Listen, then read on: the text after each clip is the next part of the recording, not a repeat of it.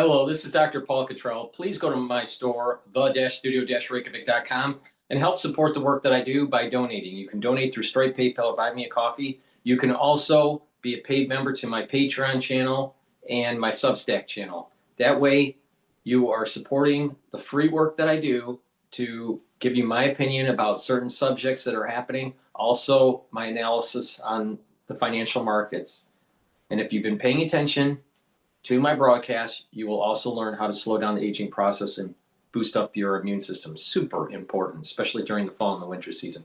So please go to my website, the-studio-reykjavik.com, and help support the work that I do. Share the links, follow me on X and on GETTR. You can also follow me on YouTube, Brighteon, Bitchute, and Rumble, Podomatic, and Apple Podcast. On my website, I have live streams and archive material for the audio version of my podcast. So please go under broadcast, radio, or broadcast live. With that said, let's go to Mark Levin. Welcome back, America. It's propitious that we have our friend Lee Stefanik with us to talk about New York City, and beyond. Lee Stefanik, a radical Marxist, Islamist, Jew-hating, America-hating mayor is what New York City is going to have. He was endorsed by your governor, Hochul, and it seems to me that really the only check left on him is going to be the governor, who would lead both politically, rhetorically, and legally to try and slow him down or stop him in some respects. How can Hochul do that if she endorsed him and helped him get elected? Well, first of all, Kathy Hochul, when the state was looking for leadership, Kathy Hochul bent the knee to this raging, defund the police, anti-Semite communist who wants to raise taxes. And you and I both know, Mark, New York is already the most unaffordable state in the nation because of Kathy Hochul's failed leadership. We have the highest taxes, we have the most burdensome regulation, we have the highest energy costs, highest utility costs, highest grocery costs. It is up to the governor to provide a check on Mamdani, and that is not what Kathy Hochul did. She propelled him. And the reality is, for a Democrat nominee, even though Mamdani is a registered socialist, he won the Democrat primary, but barely broke 50%. That means that nearly half of New York City opposes his radical policies. Kathy Hochul has stated that she will be a check, but yet it took her less than 24 hours to say that she's open to raising taxes. And this is a governor who has a record of raising taxes, whether it's the congestion pricing scheme, which is a tax hike on hardworking New Yorkers. And I'll tell you, Mark, New York is the most unaffordable state. Republicans, Democrats, and independents know it, and they know it's because of Kathy Hochul and 2 decades of Democrat failed rule.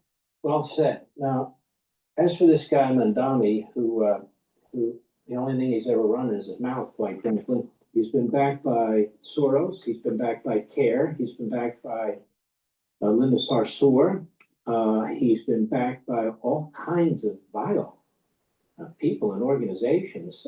He was endorsed by the royal family of Qatar. How do you think this guy got elected? You make a great point. He didn't win a very big election. In fact, the city's 65% Democrat. He still got 52% or 51% of the vote. What do you make of it? I make of that even registered Democrats in New York State oppose Zoran Mamdani. He won a primary with a low turnout, and this general election, again, he barely broke 50%. That means people want common sense. And you're right to point out, Mark, in terms of he has allied himself with the unindicted co-conspirator of the 1993 World Trade Center bombing that killed New Yorkers. He has stood with the pro-Hamas voices. He has failed to condemn them. And this is a city with the largest population of Jewish families outside of Israel. So people are concerned. And less than 24 hours later, we saw a swastika being drawn outside of a yeshiva. I led the effort to call that out, and Kathy Hochul followed my leadership, and she failed to get Zoran Mamdani to condemn this anti-Semitism that is on the rise in New York City. But the key, Mark, is Zoran Mamdani sold a false bill of goods. He talked about affordability, which is the correct issue. However, it is his own party when it comes to increasing the rent, increasing all the cost of living. It's because of radical Democrat-controlled, frankly, socialist-controlled city council in New York City. And it's Republicans who are putting the common sense vision forward that we want to cut taxes. We want to lower energy prices by unleashing energy independence, which Kathy Hochul has crushed in the state of New York. And then the safety is another key topic. Zora Mamdani has said over and over again he wants to defund the police. You're seeing a mass exodus of NYPD officers. And people know that Kathy Hochul embraces defund the police. She supports failed bail reform, which releases criminals onto our streets. So we're going to have a lot to talk about over this next year. And certainly New Yorkers want to check on Zora Mamdani's communism. You make a lot of great points. I mean, isn't Florida more affordable than New York, the red state versus a blue state? Isn't Tennessee more affordable than California, red state versus a blue state? I mean, I could go on and on down the list. Since when is Marxism affordable? As a matter of fact, Marxism had trouble keeping toilet paper on the shelves and so forth and so on. So New York's in for a rough ride. And my perspective is the vast majority of New Yorkers statewide are looking at this and appalled by this. And I think they're going to want somebody who doesn't go along with it and support it, but who's going to fight it every step of the way. I can't tell you how many calls I have gotten in the first 24 hours after Mamdani's election of traditional Democrats saying enough is enough. We previously supported Kathy Hochul. She failed us. We know it. And we are looking forward to joining with you to fire Kathy Hochul to save our state once and for all, because people want common sense. They want to focus on addressing the affordability crisis. We will be putting forward solutions. I led the largest middle class tax cut in terms of what we passed in the House. Meanwhile, Kathy Hochul has made it more and more unaffordable for families in New York State. We'll be right back. Want even more Fox News on YouTube? Become a Fox News Patriot today. Click join to find out how. Is the cost of living in cities like New York increasing? Around the world, yes. What's some of the reasons why? Failed socialistic policies locally, but also an overproduction of money supply, an over-reliance of the central bank, an over-reliance of fiscal policy locally and at the federal level that leads to inflation, that leads to higher costs. And some of these socialistic policies that are taking place in the United States, trying to hamper energy production or the way agriculture processing happens, when you add in regulations, it adds to the cost. It can add to the cost in additional fees for the processing of a particular good, or it could suppress supply. And if the demand is inelastic and the supply is less, well, prices go up. So uniquely to New York, there are a lot of housing potentiality through conversion of the commercial real estate into residential real estate. The problem is, even though you have all of this potentiality, the problem is that the regulations prevent one from doing so. And therefore the units aren't online to lower the cost. So there is a regulatory issue. There's a fire code issue. And I think with the structural unemployment that's probably going to be taking place with AI and humanoid robotics in the near future, the haves and the have-nots are going to divide even further. So it's only going to be exacerbated in New York, these problems over time. the answer isn't try to have free this and free that because you are going to have to tax higher. Well, if income levels are not going up relative to inflation, then the purchasing power continues to slowly dwindle away. And that's, I think, what you have been seeing for the last decade or two in the United States. Another part of this problem is that the economic clustering has diminished. If you don't make products in your country, you're not innovating. You don't have the tacit knowledge of being able to improve and the positive externalities that comes out of that tacit knowledge to build up economic clusters. See, people think, oh, manufacturing, well, if you start decimating your manufacturing base, assembling, tool and die industry,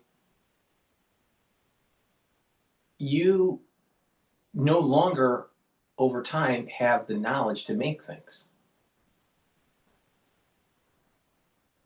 So if an economist says, oh, it's cheaper to make it overseas, yeah, but over time, let's say 20 years, you will lose the base in your country to actually know how to build stuff. The tool and die industry is starting to come back in the United States, but it's only because manufacturing is coming back to the United States. So it's really important to pay attention to economic clusters, tacit knowledge, and socialistic programs. It's a whole mosaic along the landscape that's causing the cost of living to go up. If you lose your economic clustering, economic viability isn't there. When taxes go up or inflation goes up, you have less purchasing power. When you have regulations that suppress your energy production, your prices go up.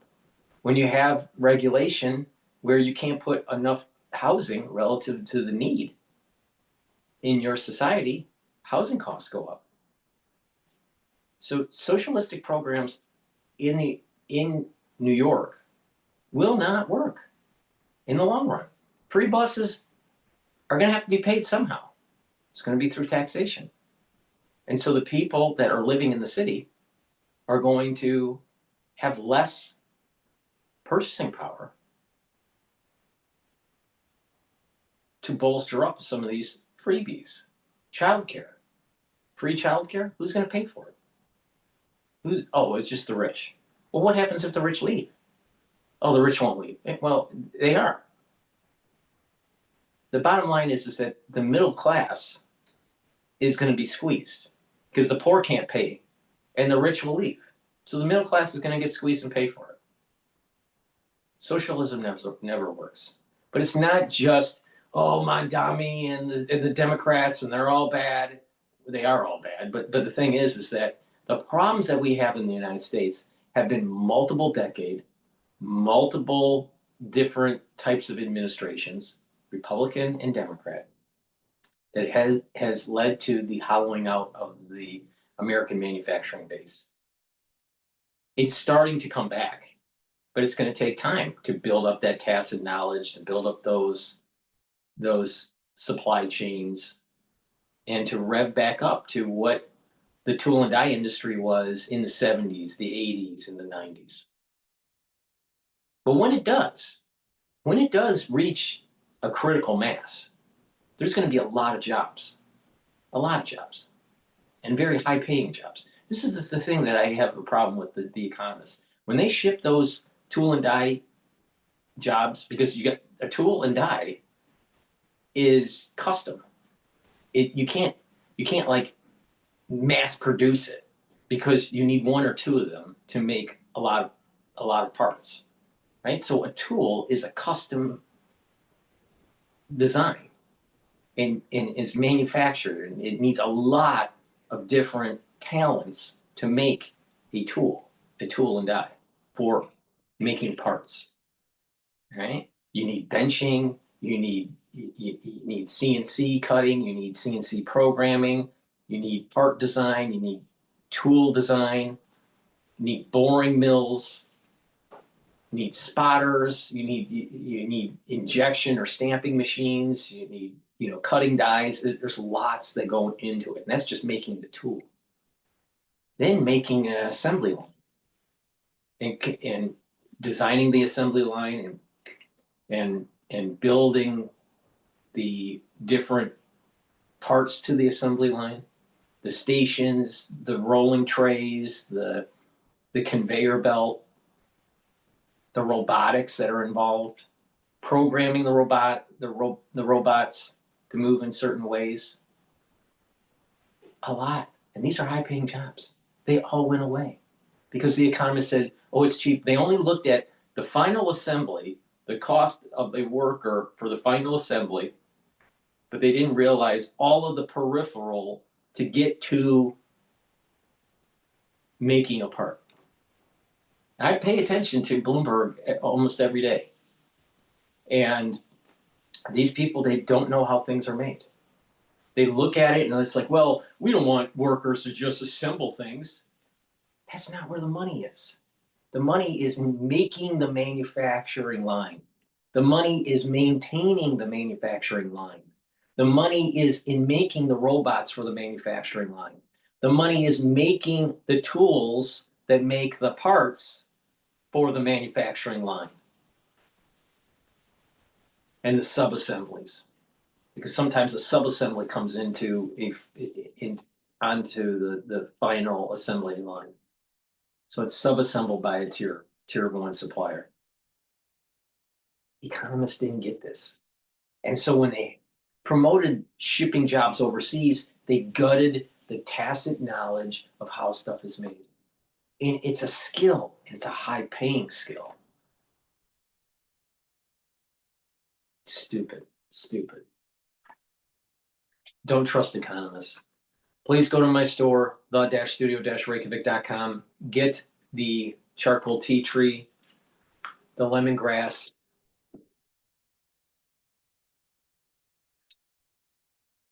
the peppermint, or lavender, and the peppermint.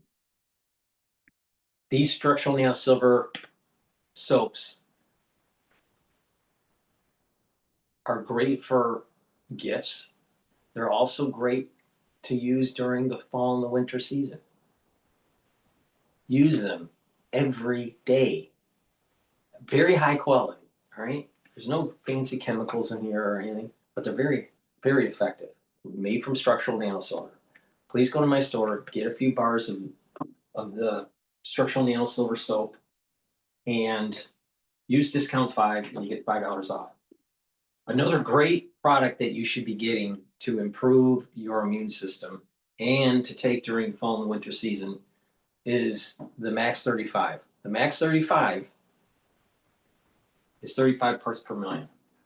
Cleanse is 30 parts per million. You take a teaspoon a day every day. I've been doing this for over 5 years. Now, you take a teaspoon a day, swish in your mouth, gargle about 20 seconds or so, and then swallow it. This will improve your mucosal barrier, help with the health of the epithelial lining, especially in your oropharynx, and improve your oral cavity. Now, when you do this regularly, you're boosting up your innate immune system. And when you are boosting up your immune system and you are less sick, you slow down the aging process. So please go to my store, get the Max 35 or the Cleanse, take it every day, but especially during the fall and the winter. And if you are around someone that's not feeling well, or you are not feeling well, take a tablespoon or 2 a day. Again, swish in your mouth, gargle, and then swallow it. It's very important to be prepared for the fall and the winter season. And lastly, the drops and the lozenges. Get a few bags for your household. They're great for stocking stuffers, but use them when you're not feeling well or you have that throat irritation. Super important, especially during the fall and the winter season. So when you have that throat irritation, take it right away. You can get it in honey and lemon, cherry, blueberry, and you can also get the lozenges in elderberry zinc. Elderberry zinc and the drops, very high quality lozenges and drops. Take them for the fall and winter season, and just be prepared. Have some at home, have some at work. You never know when you need them, but they're very effective. Please go to my store, the-studio-reykjavik.com. All right. Let's go to.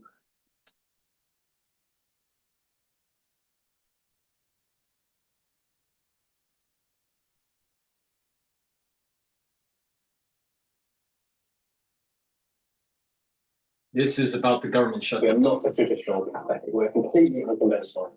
And my website really has to capture the same thing. He believes some Democrats can break with their party to break the filibuster and finally bring the shutdown to an end. Fox News contributor Joe Concha joins us now. So, Joe, what do you make? I mean, here we are, 40 days. You've had these holdout Democrat senators that have kept the government short. What we're looking at possibly this morning or at some point today is Republicans putting forth a pure spending bill, funds the ag department for SNAP benefits, the VA, and a few other things, but there's nothing in this to extend the Obamacare subsidies. And therefore, Griff, as you just laid out, the Democrats will probably reject it again. And look, we're getting to a very dangerous aspect of this government shutdown. For the first few weeks, this was something almost all Americans, they didn't feel or they really didn't care about. But now we're seeing travel being impacted in a big way. And our friend Larry Kudlow has been saying recently, we are one plane crash away from this being something that many Americans, all Americans, are going to be apocalyptic about, as far as Democrats not simply voting to open the government as Republicans had 14 times with ACR. And now progressives have to understand here that they don't have any leverage. Elections have consequences. If they want to negotiate on Obamacare, which has only resulted, by the way, in premiums and healthcare costs skyrocketing since it went into law, 15 years ago? Then they should open the government first, negotiate later, because this could end up being a deadly government shutdown in Thanksgiving travel coming up soon. And we simply do not have enough air traffic controllers on the job right now to handle all those planes in the skies. Yeah, and we've been tracking the cancellations and delays every day. You can see the bug on our screen. We're keeping the viewers updated. But, it's a great point you raised about our friend Larry Kudlow. I was on the show yesterday talking to him about this. And I asked him if he was in support of the filibuster, like Republicans just ending the filibuster altogether. And he thinks ultimately that may have to be the resolution. Obviously, President Trump encouraging Republicans to do it. What say you? I'm with the 15 Senate Republicans who say, do not do this, Mr. President. Ending the filibuster, yes, it will solve this problem now. But what that's going to lead to, if Democrats get back into power grip, you will see DC and Puerto Rico becoming states. That means four Democrat senators being added to that chamber, probably giving them a permanent majority for our lifetime. When you add four just out of nowhere, they'll expand the Supreme Court where it'll look more like a basketball roster than anything else, where you're going to have all these justices from the left. It's something that if you open up the Pandora's box, it will be weaponized in a way that opening the government's a good thing. Democrats will use it for things that give them permanent power, and that's something that you just do not want to do. It's there for a reason. It's a check and balance to government radically changing on certain policies and certain structures. We'll put it that way. That is certainly the fear, and President Trump has said Democrats are going to do it anyway, so we might as well break it. But speaking of the commander-in-chief, he will head to the Washington Commanders Detroit Lions game later today. Well, they'll be saluting heroes for Veterans Day. I'm not sure if my Commanders could actually have any hope of beating the Lions right now. They're so injury plagued, but perhaps having the commander-in-chief will help them. But there's a little bit of interesting reporting because ESPN has suggested that President Trump might want the new Commanders Stadium named after him. What do you think? Wow, that's very Trump-like, certainly. And that could just be President Trump trolling, like he said he wanted to make Canada the 51st state. And I wonder, like, if he's really serious about that. But this is beyond smart for him to go to this game today. As you said, Jaden Daniels is out. The Lions are probably going to blow their doors off like the Seahawks did last week. And they're the Redskins, by the way. I refuse to call them the Commanders, Greg. But 30 million people watched last week's game between the Chiefs and the Bills. That's just a regular season game. That's a much higher audience than the World Series. So President Trump understands this opportunity better than any president we've seen since he's got the Super Bowl, Daytona 500, World Cup final, FIFA here in New Jersey. So it's smart for him to go. It's a big audience, but I think in the end, I think he'd rather see the Redskins name come back than Donald Trump being added to the stadium, if I were to guess. And that's a great point, Joe. He has certainly spoken about that and supports that. We'll see if it happens. And at the end of the day, the NFL will certainly benefit because having the president there will increase those ratings. Joe Concha, thank you very much. Have a great Sunday. Thanks, Greg. All right. I'm Steve Goosey. I'm Brighteon Channel. And I'm Ainsley Earhart. And click here to subscribe to the Fox News YouTube page to catch our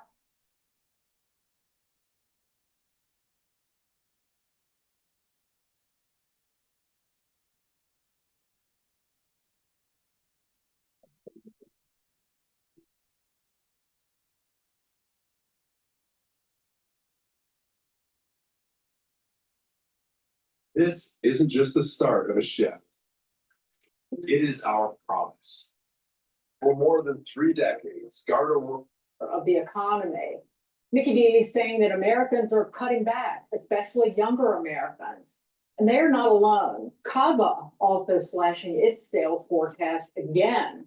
And brands from Coca-Cola to Chipotle, Brian's favorite, say that they're seeing the same thing, a widening gap between customers who are trading down and those who don't have to. The wealthy are spending, but the working class is trimming their value meals. Lou, how do you see this? I was just looking at all the stocks, and I was talking to Charles Payne earlier today. So the retail spider, the XRT, is down 6% in the last month.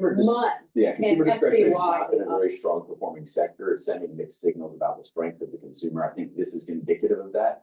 You're seeing value consciousness.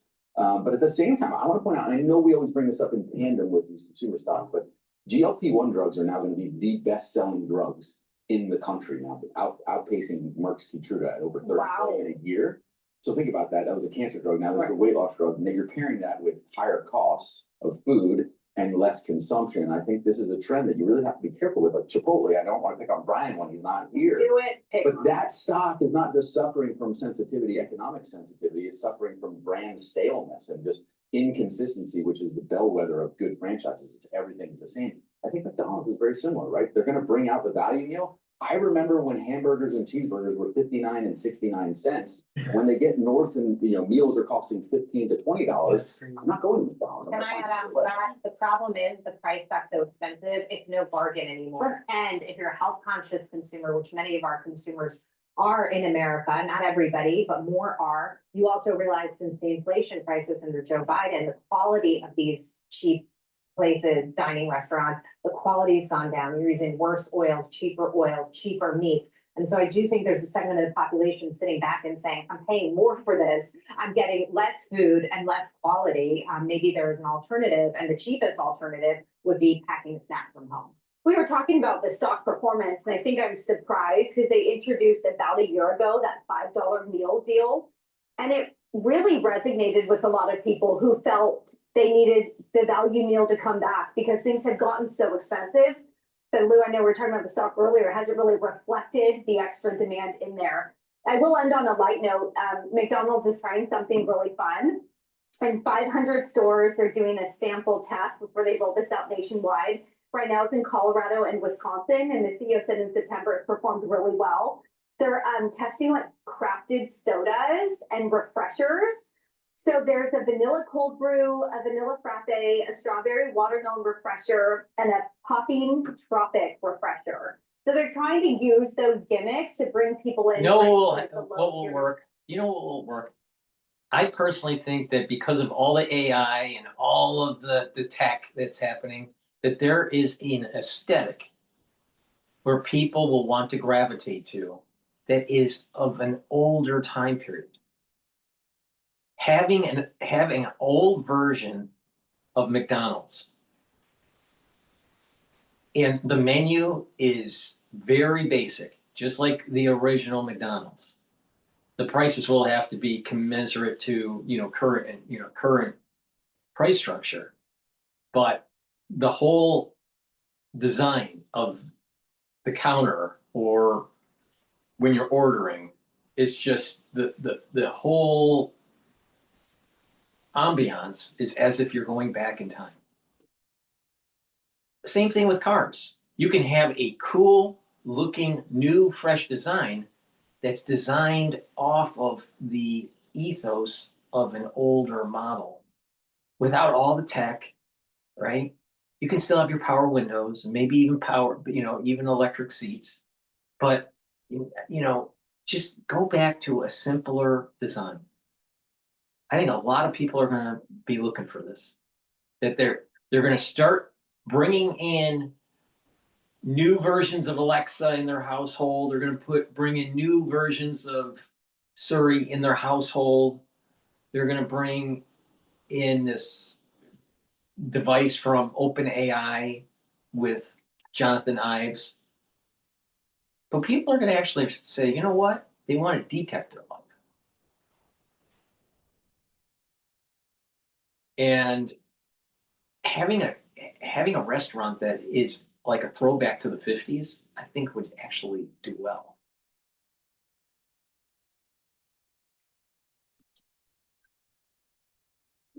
When people aren't going in for a breakfast or a lunch, we'll have to see how it does. You call it Guinness. Little I don't frappe. ever think of McDonald's brand associated with anything craft and high quality. It's No? not, it's value. But this is crap. not about just McDonald's restaurant chains and, GLP-1 drugs. Even the consumer staple stocks have not been doing well. And Charles mentioned this, that 32 of the 37 consumer staple stocks are in the red. Only one is up more than 1%. And if you look at in the S&P, they're not performing well, and it does suggest a rolling recession. And I've heard this over and over again, that if not for the spending on the AI data centers, we would be in a recession. No, that's not true. If you look Q1 of this year, AI data centers accounted for the majority of GDP growth. Q2, you saw pretty much every other segment. This is more a classical rotation in a bull market. Consumer staples should not perform well in a bull market when tech is doing well, when financials are doing well. They do best when we get into a bear market, but it is something to pay attention to. But this is a defensive sector. You'd expect to see this going up as the markets are correcting and on the brink of a bear market. So I think it's indicative of multiple trends. And it's just like trying to put a finger on what's going on with the consumer. We've been doing that for 12, 24 months. There's no clear signal, but it's definitely a concern, because if the consumer rolls over and stops spending, then that's going to be a bad harbinger. I think the key is in the name, the value meal, and that it's not a value anymore. People don't see fast food as a value. They're sticker shocked actually by it. And so, they're still eating something they have to eat. They're just figuring out, other alternatives for themselves. There's always the a la carte option of a snack wrap. Oh, Like, That's good. We talk about these new refresher drinks, and one, it seems like they're trying to be like Starbucks, and two, here's actually a simple fix that would attract more customers. Instead of putting out all these refreshers, switch to beef tallow to do your french fries in, right? That's extremely popular among my generation, absolutely. especially on social media. So that's one way to bring back that younger generation who's trying to be more health conscious while giving them your product and making them feel like they're not killing themselves. At least they haven't tried to update their logo or anything. Right. Take my McDonald's coffee cup out of the garbage, but I have at least one black coffee from McDonald's every single day. I buy it through the app because you get a great deal. I have cut back on my Starbucks. I rarely ever go to Starbucks anymore, and I get the McDonald's coffee. Maybe these refreshers will be a cheaper alternative for people. Maybe that's what they're trying to do over, presenting craft drinks like they're something that they're not. It's not a raging bull market when private credit. See, here's the problem. Here's the Yeah. problem with being a publicly traded company, especially in terms of, let's say, McDonald's, a restaurant. All right, you're a franchise, you're making money through franchises, but eventually over time, even if you have a high quality product or a desirable product that gives value, once you reach saturation, you're not going to be able to build that many more franchises. and you can't keep on raising the price to increase revenue for the company. So what happens is that you have to cut the quality. And when you're cutting the quality, right, people start to realize and they stop going. Once you reach saturation during your growth phase, it's very hard to maintain the stock price. Because how do you maintain the stock price or get it to go up? You have to find growth. Where's the growth? Either franchises, new franchises, increasing the price, and or reduce the cost. And what's going to happen is that they're going to continually be bumping up on that saturation point. People are going to say, I don't want to pay for this. The quality's going down, and therefore the stock starts to go down. It's not sustainable. It's not sustainable. Once they reach saturation, I mean, how many McDonald's restaurants need? There is a fixed number that need to be built. But once you reach that point, once you hit that theoretical point, you really don't, their growth is gone. And that's where McDonald's is. Because they've been around for so long and they've reached out so much, there's not much growth left in McDonald's. So they have to convince the analysts on Wall Street, yeah, we're gonna have these new types of meals and drive new traffic. And then the stock will go up. Really? Is the quality that good? And even if you did get that growth phase, let's say the stock starts to drip down and it goes down 20 or 30%. And they come up with a new gimmick like soda, some sort of soda gimmick. All right? And it's driving traffic, and the analysts are seeing that, that they're going to do a recommendation for buy, and the stock goes up 20% or so. All right? And then people start realizing, well, this soda that they're doing is bad for you, and then they stop going. And then the stock drops again. It's just a gimmick. It's just a gimmick. So this is the problem when you reach saturation in a publicly traded market. So you always have to try to have a gimmick to bring in sales or find ways to cut. And it's a mature business, and people should realize this. This is a mature business, and maybe McDonald's is just really a dividend stock. It's just a dividend stock, and just maintain the share price and try to prevent as much as you can capital depreciation of the corpus.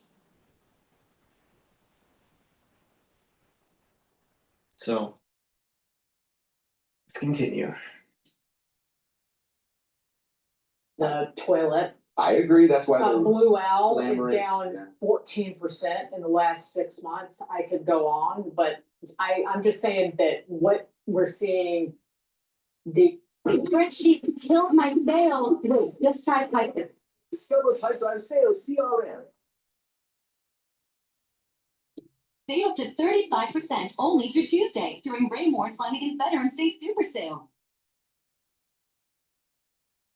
We're seeing the consumer companies and restaurant chains saying is showing up in stocks. There's well. cracks. The private credit, you've been early on that, and I think you've been dead right. The fact that they want to get access to 401k money to bail them out is really the bridge. So I think it's a terrible idea. It's a sign of weakness to come. Yeah. But not yet. I might have been out for a long time, but to me, coming back, it feels like there's more and more talk than I've heard in a while about the K-shaped economy. And Dagan, I think you alluded to this, the top 10% are spending half of it, or supporting half of the spending.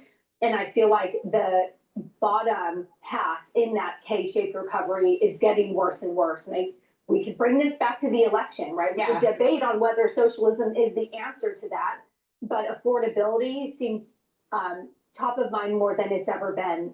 These are the lingering effects of inflation, right?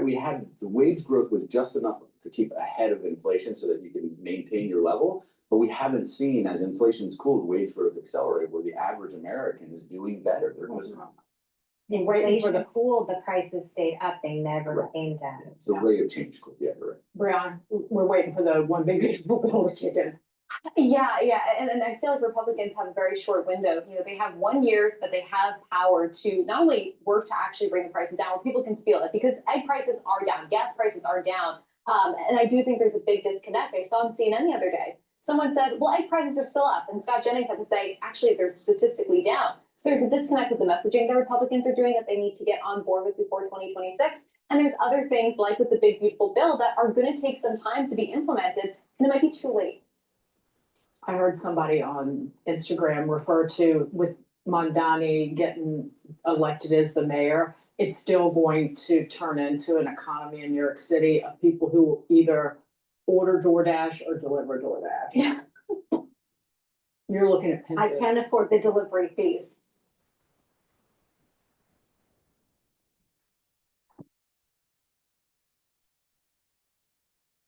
Please go to my store, the-studio-reykjavik.com, and get the digestive enzyme complex. Digestive enzyme complex will help to break up your proteins, carbohydrates, and lipids, bring down the stress in your pancreas. When you get older, your pancreas doesn't work as well. It's really important to reduce that stress. So please go to my store and get the digestive enzyme complex, break up those carbohydrates, proteins, and lipids. Digestive enzyme complex also has bromelain, and bromelain is fibrinolytic. Vitamin B complex. Vitamin B complex will boost up your ATP levels because the first 4 B vitamins helps with the electron transport chain to produce ATP. So your cells will perform better, your cellular metabolism will be better, and vitamin B complex will protect your neurons. Super important to protect your neurons. And I've been saying, because of the aftershock of 2020, 30% of the people that you know that are 40 years of age or older within the next 5 years will develop early onset of dementia. Now, the severity of it will depend on individuals, but 75% of the 30% are going to end up having ischemic dementia, microclotting, microbleeding. So this is the reason why it's so important to protect your cardiovascular health. 24.9% of the 30% will develop amyloidosis, or building up a plaque. This is the reason why it's so important to keep the inflammation down and soak up free radicals.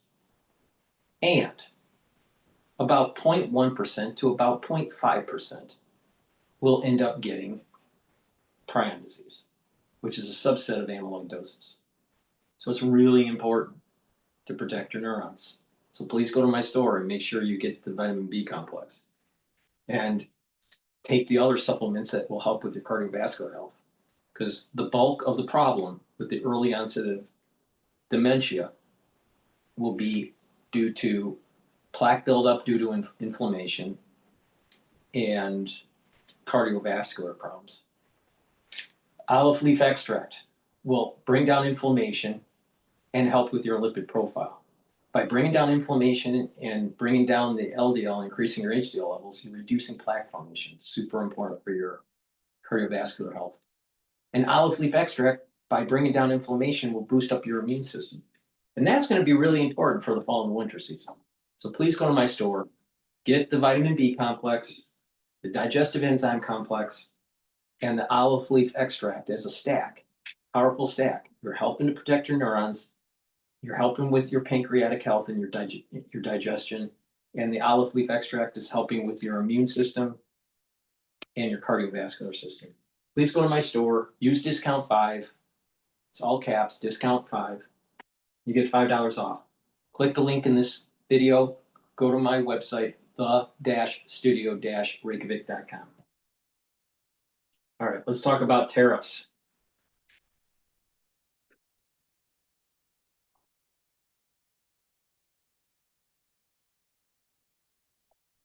Oh.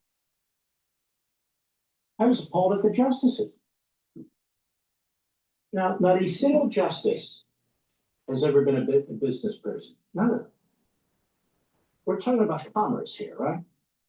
There's 9 lawyers on the Supreme Court. All lawyers, they worked in law firms, they've been professors, they've been lower court judges. Some of them have worked in the Reagan administration, some of them worked in the Obama administration, whatever. But by experience, they have no relevant experience. That by itself is not intellectually disqualifying, but it became apparent to me as I was watching the nature of the questions that were asked of the Solicitor General of the United States, that most of these justices don't have a clue.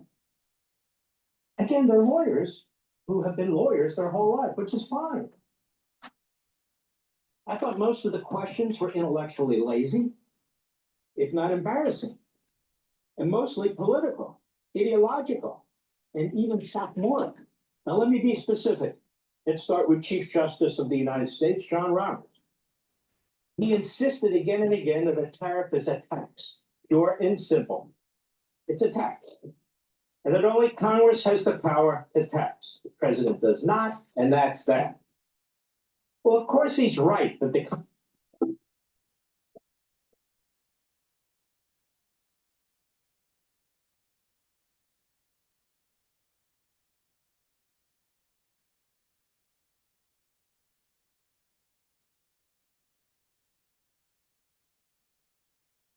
Well, of course, he's right that the Constitution grants Congress the power over the purse under Article 1, including taxation. But the purpose of a tariff is less about taxing the citizens and more about conducting international affairs, economic, diplomatic, and national security. Just last week, the president's use of a 100% additional tariff on Communist China, responding to Communist China's massive tariff on rare earth minerals that we need for our military systems, our missiles, that we need for our computers, that we need for 1,000 other uses relating to our economy and our security needs in this country. So was that tariff a tax? Certainly it wasn't a tax. To say a tariff is a tax, and that's that, Mr. Chief Justice, is ludicrous. In fact, a tariff issued on foreign products by our government is not a direct tax on our citizens. The argument goes that it increases the price of goods and services when foreign products are imported into our country. Therefore, it's a tax or an indirect tax. So it's not an actual tax, if we want to be exquisitely clear with our language. And while it may lead to an increase in the price of a product, it may not in the price of another product, as we've actually seen over the last 8 months. So this isn't theoretical, we see it. Some products increase in price, some products don't. The President of the United States negotiates and he warns the country, we're increasing our tariff, but your tariff's high, but you better not increase our prices. It's a give and take, and that's a constant. But to say that it's a tax in the context of what the framers of the Constitution had in mind under Article 1 of the power of the purse is simply not correct. But I have another reason to respond to Justice Roberts. Justice Roberts, you said a tariff is a tax and the president does not have the power to raise taxes. Yet when it comes to executive branch regulations, virtually all of which drive up costs to domestic producers and consumers and are not passed by Congress, nor do they reach the level of a presidential signature, but are issued by the bureaucracy, why is that not an unconstitutional tax? That's a good point. That's a good point. But think about it. If your policies are to bring in goods where there's a tariff to try to normalize the balance of trade, or to use it as a leverage to bring back manufacturing into your country, all right, and the cost of the goods are coming in higher, there are policies that can be made, let's say, through some sort of nuclear weapons agreement between nations to try to disarm. Within that agreement, there is this policy where certain goods will be sold into into the country, into someone's country. Let's say, for example, we do an arms deal with Russia. And we say that, well, we will import Russian automobiles. And let's say Russian automobiles are super cheap, all right? And it causes a negative externality in domestic car production. And the domestic cars can't sell. And therefore, more jobs are lost. Is that unfair to the citizenry, the American citizenry? Now take this step further. Let's say it's a good that's hard to come by. And we're importing this good from Russia, where it's higher. It's a better quality product than, let's say, a domestic version. And the domestic version it's not as, the marketing for the domestic version isn't there, the quality of the product isn't there, but this, for whatever reason, the Russian product has a better quality and has a better marketing, but it's much higher in price. And it comes in, and people want that higher quality item because it's a luxury item.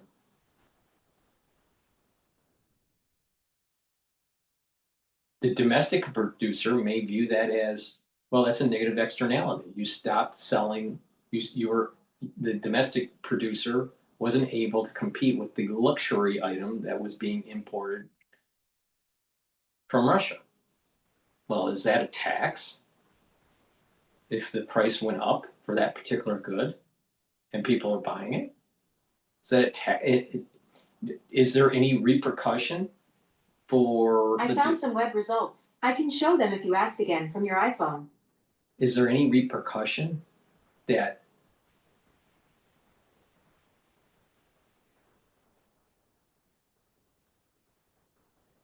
the domestic company could get some sort of court alleviation from? I don't know. So just because the price goes up doesn't necessarily mean it's a tax. I think that's the point that Mark Levin is seeing. But the way I see this is it's more important. There's three ways for revenue. Just instead of viewing it as, is it a tax or not a tax? I don't think it really matters. If you look at it from the standpoint that revenues coming into a country for the government, it's through taxation, it's through debt issuance, and it's through tariffs. Now, if you're going to have a deficit, you're going to have to either raise tax or a combination, but either the only leverage you have is raise taxes if you're going to have a deficit, right? Because you could stop spending, the overspending. But if you're not going to stop the overspending, you have to raise taxes. You have to issue more debt or have tariffs or a combination. That's the only way. Now, if you raise debt, then you are, because this debt is usually issued at like 10 years or 5 years, you're paying interest on the debt. So it's actually more costly to issue debt than a tariff or a tax. Now, as a citizen, which one would you want? Would you rather pay the tax, the 5-year or 10-year debt, your portion of it, or the tariff? And the reality of the situation, depending on how the taxes are set up, but let's just say it's income tax compared to tariffs, all right? You're better off if you don't want to be taxed, quote taxed, don't buy the product. You can't opt out when it's bond issuance, debt issuance, or income tax increase. You have less power. So really, tariffs give the population the choice if they want to buy that product or not. Now, theoretically, if there's no other commiserate product out there on the market, then you don't really have a choice. Well, maybe you know, it depends on if you really need it or not. If it's a luxury item versus a necessity. So tariffs are probably better than taxes or bond issuance. I think that's the bigger issue here. Now, also tariffs are a great leveraging point because it forces corporations to come back and build the infrastructure in the United States to make their products. And they'll produce an economic cluster. Now, you can also give incentive for taxes, tax breaks for these companies, but usually the tax breaks aren't as beneficial compared to long-term extraction of labor arbitrage or regulatory arbitrage overseas. And that's why these multinational corporations want to make stuff in another country. It's not because they're better, it's because they're cheaper. They may have a regulatory framework that is more lenient for them compared to the United States. So there's an arbitrage that they're playing.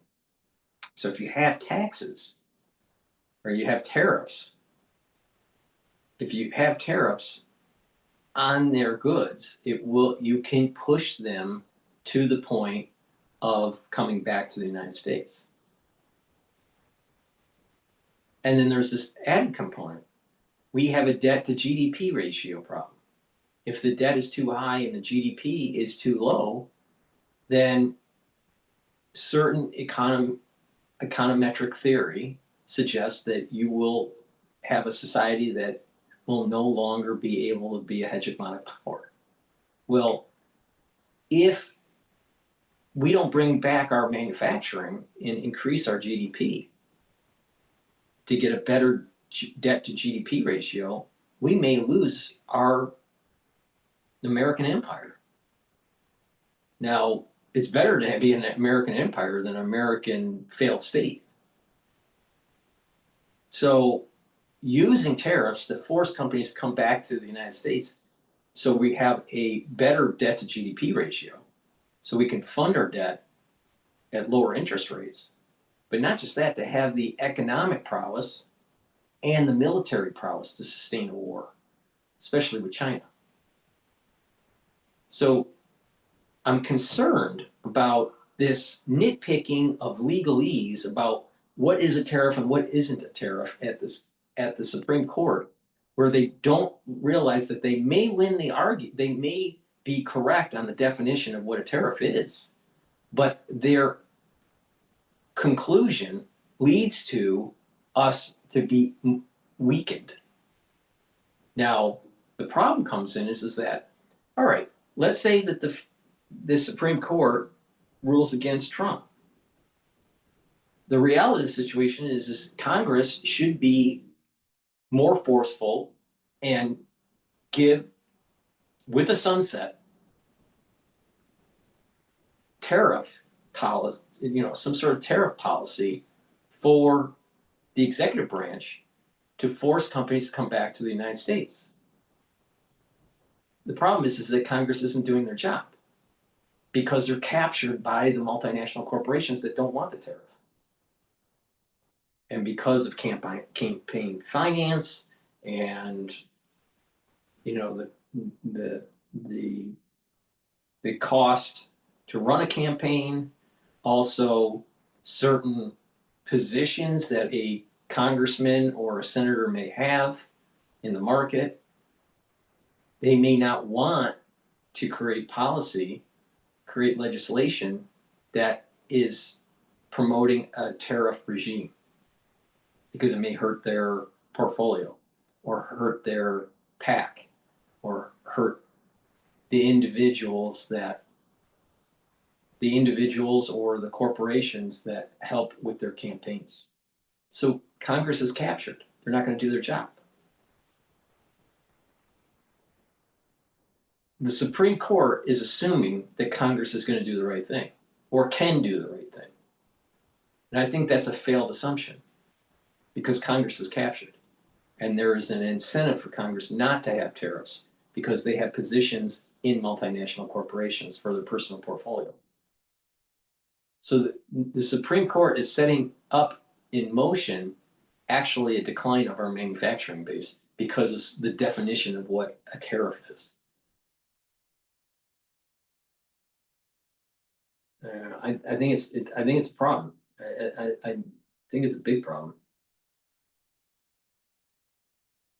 The whole point is what's important for the long-term viability of the United States in terms of its military and economic superiority. And if we keep on gutting our manufacturing base, we're going to lose the tacit knowledge to be able to innovate. You can't innovate on paper or just on a computer screen. You got to make stuff. If you don't make stuff, you don't have the tacit knowledge. I mean, here, perfect example. We really don't know how the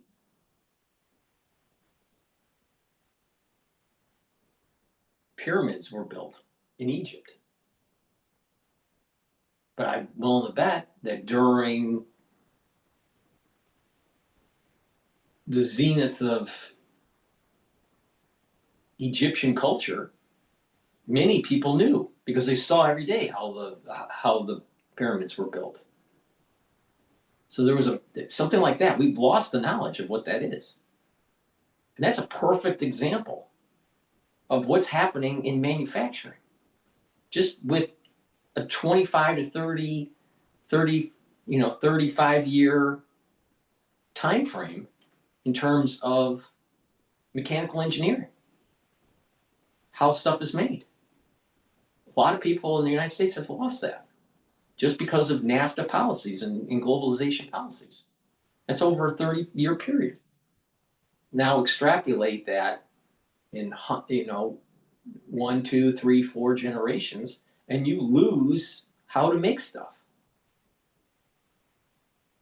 Now the Egyptians don't know how they built the damn pyramids. And the technologies that were lost because of some sort of catastrophic event that took place in Egypt where there was a loss of knowledge. Now, what that catastrophic event was, who knows? Some people would say that there's some sort of biblical component to it because of the Exodus. Others may say that there was some sort of climate change component to it, or maybe there was famine. Some people think it's ancient aliens, whatever it is. But the thing is that there was tacit knowledge that was lost because the ones that made things stopped making them in that country.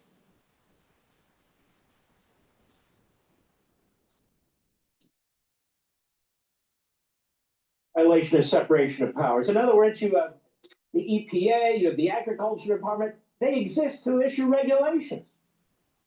And they have issued over the course of decades hundreds of thousands of regulations, filling millions of pages of the Federal Register,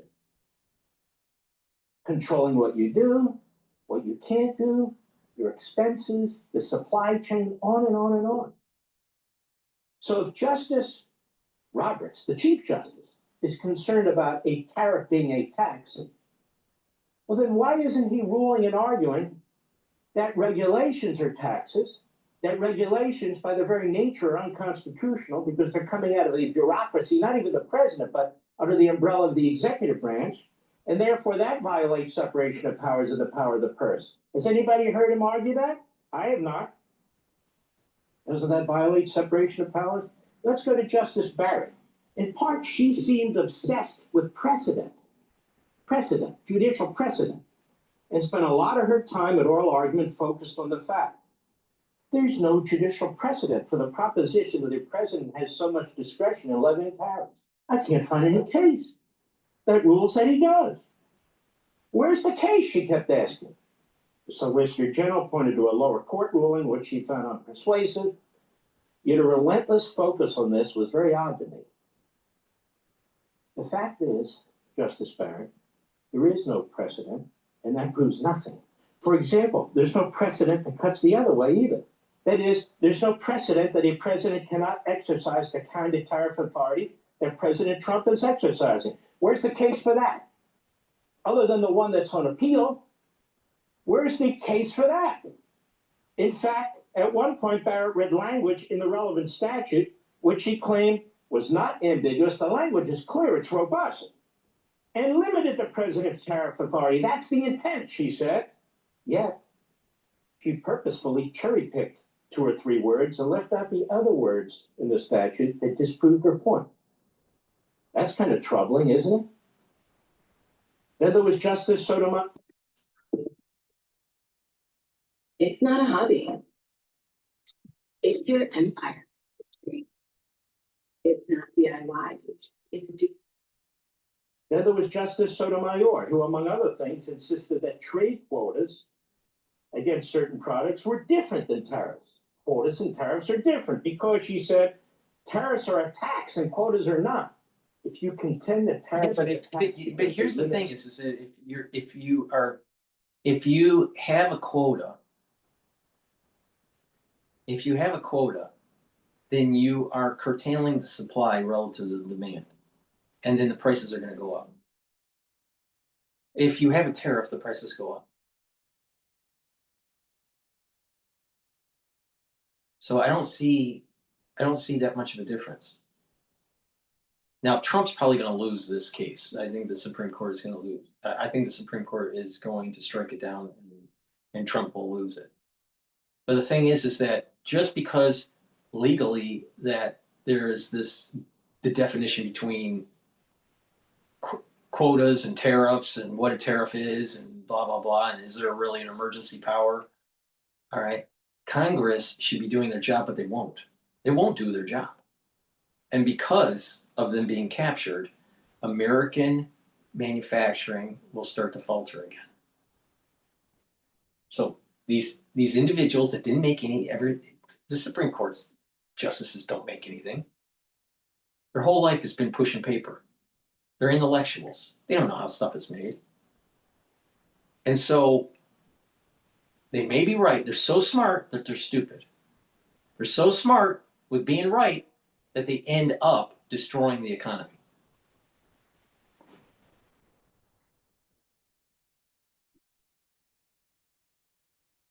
So a quota to try to curtail the imbalance of trade will lead to higher prices for that item that has the quota. How's that any different than the price increase of a tariff on a good? Because you're trying to prevent that good from being sold into the country until there's free trade. We don't have free trade because you have to remember, it's not just the United States issuing the tariff. You're talking about other countries preventing American goods to being sold in their country too. So this is an issue of trying to reach free trade. We don't have free trade right now. And who started this problem? It wasn't the United States. So it's important to realize that the tariff in the telos of this policy is to bring back manufacturing to the United States. And eventually have real free trade or fair trade. Right now, what we have is a trading policy that's somewhat convoluted, and our trading partners have barriers for American companies to enter in their market. and they subsidize their industries and all this stuff. So there's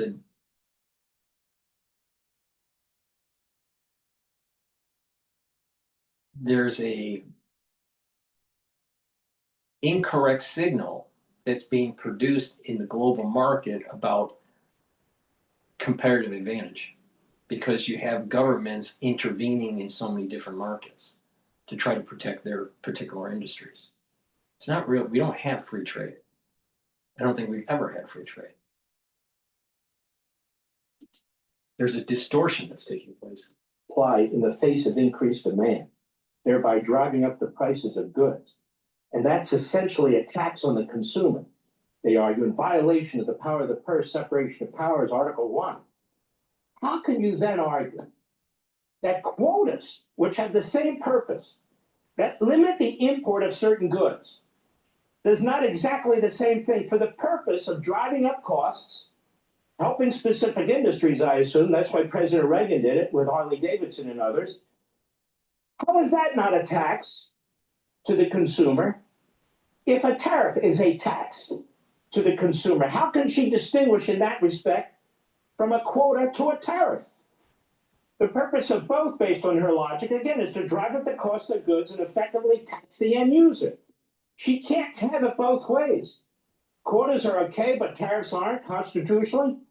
Quotas don't violate separation of powers, but tariffs do. And I might add, for Justice Barrett's benefit, if the precedent you want, then you got it. Where is it? Presidents have instituted quotas throughout much of our history without congressional approval. I've read her book. That's a precedent. I've read her book. Now, she's an English major. She was a law professor and all this stuff. I read her book. I was not impressed with the writing of the book. I was expecting something much more scholarly. Now, the books that I read are at a high level, and maybe that's the reason why. Maybe she forcefully dumbed it down for the masses, or maybe it was just a ghostwriter. I don't know. I was not impressed with the quality of the writing. What I was impressed with was she described in her book what goes on behind the scenes in terms of the briefs, preparing for the hearing, what happens with the voting behind the scenes, and who ends up writing the case, dealing with the clerks and all this. Behind the scenes understanding, I thought was well done. That part was well done. Now, in her book, she really focuses on this idea of what's the word mean, right? And not in the modern context, but what was the meaning of when it was originally written, either the statute or, in this case, the constitutional law. What's the constitutional law and the meaning of the words in the zeitgeist of the 1700s, and how that may have been applicable even before the 1700s with the common law, or what was going on with the thinking of Hamilton or Madison in the Federalist Papers. So what words mean are really important. Now, she's a classic example where she could be right. She's so smart she's right, right? But she's also so smart she's stupid. Okay? You can be right and stupid. Now, what do I mean by that? You can be right in what the word means for tariffs, or the differences between a tariff and a quota, even though from an economic lens, there is no difference. But if in a legal lens, it may be different because of the intent of a different word, or where the comma is in a sentence or in a statute or whatever. She may be so smart that she's stupid, because by striking down this case, it reduces the prowess of the executive branch to initiate policy to bring back manufacturing and to build back up the tacit knowledge that we've been losing in manufacturing. And when you make things, you innovate. When you don't make things, you don't innovate. You need to make the stuff. You need to understand intimately about the materials that are being used, the processing that is used, how the manufacturing line moves out of tolerance and then back into tolerance over time. And what are those variables for that stochastic process? She's not smart enough. You know why? Because she didn't build anything. This is what happens when you have a bunch of bureaucrats, a bunch of paper pushers, a bunch of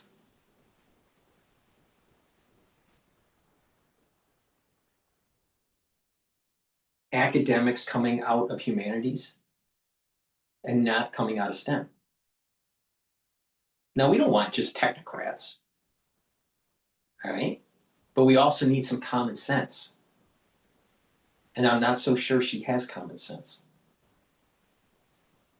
She's gonna be focused on what's the definition of tariff, and she will weaken the position of Trump and disallow the renaissance of American manufacturing. Now, the chief justices at the Supreme Court are going to say, well, just kick it to Congress, and Congress can give it to the president. Well, let's use some common sense, Barrett. Do you think Congress is captured by K Street? Who do you think's running K Street? The multinational corporations. Who really will benefit from striking down tariffs? The multinational corporations, not the American citizen. So Congress isn't going to do the right thing. So once again, so smart, stupid.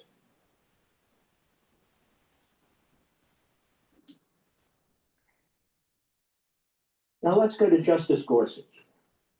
He raised the issue of delegation, or what we call the non-delegation doctrine. That is, Congress cannot delegate a core power under Article 1, the power of the purse, to another branch. In this case, the executive. Gorsuch relied mostly on hypotheticals, such as what if a president wanted to shut down trade altogether?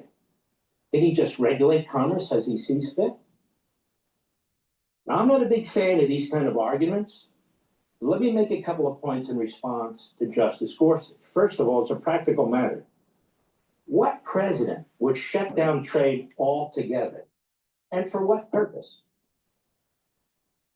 Even in the world of hypotheticals, this seems utterly absurd to me. If they shut down all trade, it could be through a pandemic, some sort of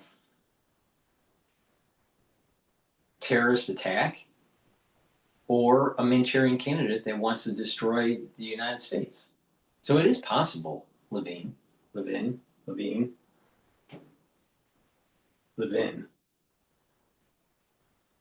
is possible. So Gorsuch is not wrong about that.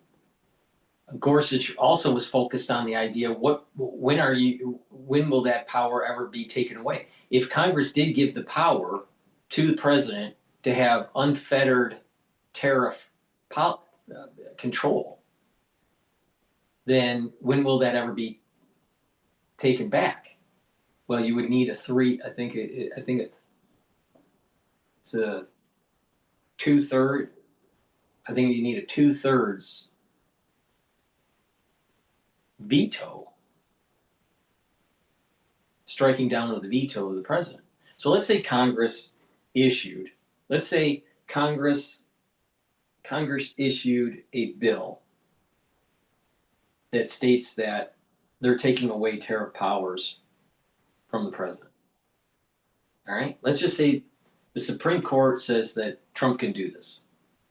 And Congress decides, let's say if the Democratic Party wins 2020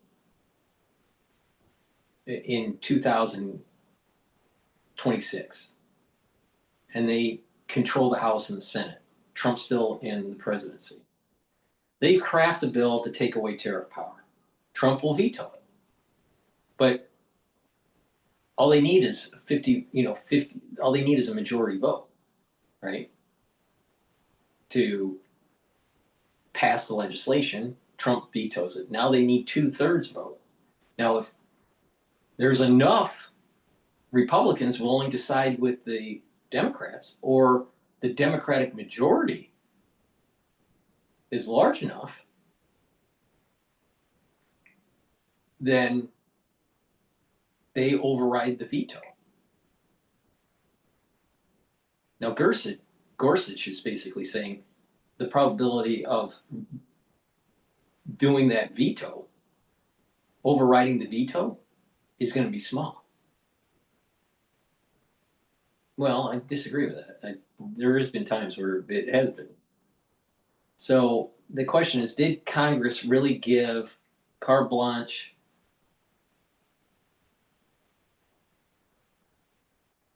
tariff power to the President of the United States? And are we really in an emergency situation? And what's the definition of an emergency?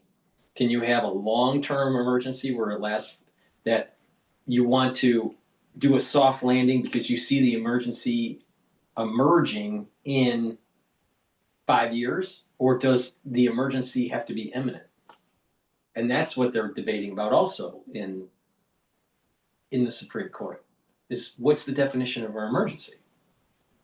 Well, if you look at the word emergency, emergent means that it is emerged, right? It's immediate.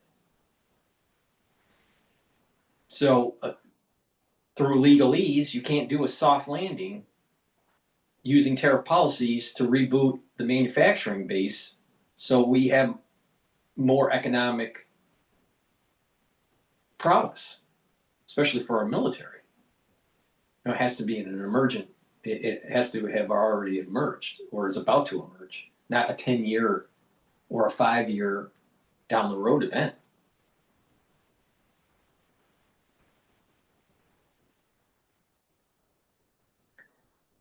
I think when you look at this in its totality, in the final analysis, we're seeing pernicious decisions that, when put in a certain category, a certain bubble, and looked at it individualistically,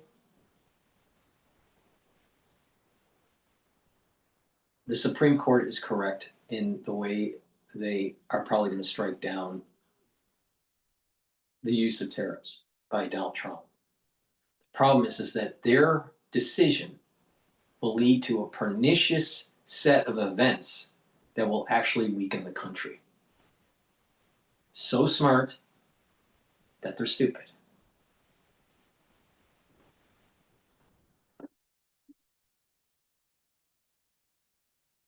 Apart from the fact that it would be political suicide for him and his party, and that every corner of the population would revolt, Congress has the power to impeach and remove a president, and let me suggest that that would happen in record time if any president did that, and both parties would participate in it. But putting aside the fanciful, where is the line drawn, he asks, in the president's power to regulate Congress? Now, that's a legitimate question. Of course, that's a question you could ask Congress. Where's their line? Or to... What does it mean to reconnect? To breathe deeper? To feel smaller in the best way? Where's their line? Or depending on how this court itself exercises power, any court, it's a question you could ask the judiciary. Where's the line? The better question, in my view, is who decides where the line is under our Constitution? That's what has to be worked out. If it's unclear, or if it involves both politically elected branches, Congress and the president, then my question is, why is the Supreme Court even involved in this point? What is it that the Supreme Court's deciding here? You have private parties and maybe states that go to the Supreme Court. So now the Supreme Court feels that it needs to intervene because you have this lower court that's ruled that what the president has done is unconstitutional. And the court's now asking questions, where's the line? What about non-delegation? Isn't this a tax? It's different than a quota system. Court, why are you involved in this? There may be a time when you need to be involved in this, but it seems to me this is way premature. For example, Congress has taken no steps, not one step at all, to quote unquote, take back its tariff power under the power of the purse. No steps. In fact, Congress as an institution isn't even involved in this litigation. Well, you might say that's because the Republicans are in charge. Good. So what? But that underscores the fact that the voters can have a say in the next election if they're upset with what the president's doing, and then they'll have their representatives who can take action if they have enough votes. You might then say, well, it's not up to the voters. We're talking about the Constitution and separation of powers. Fair enough. Interpretation of the Constitution is not based on election. Talking about separation of powers. Okay, so is the president. He's talking about separation of powers too.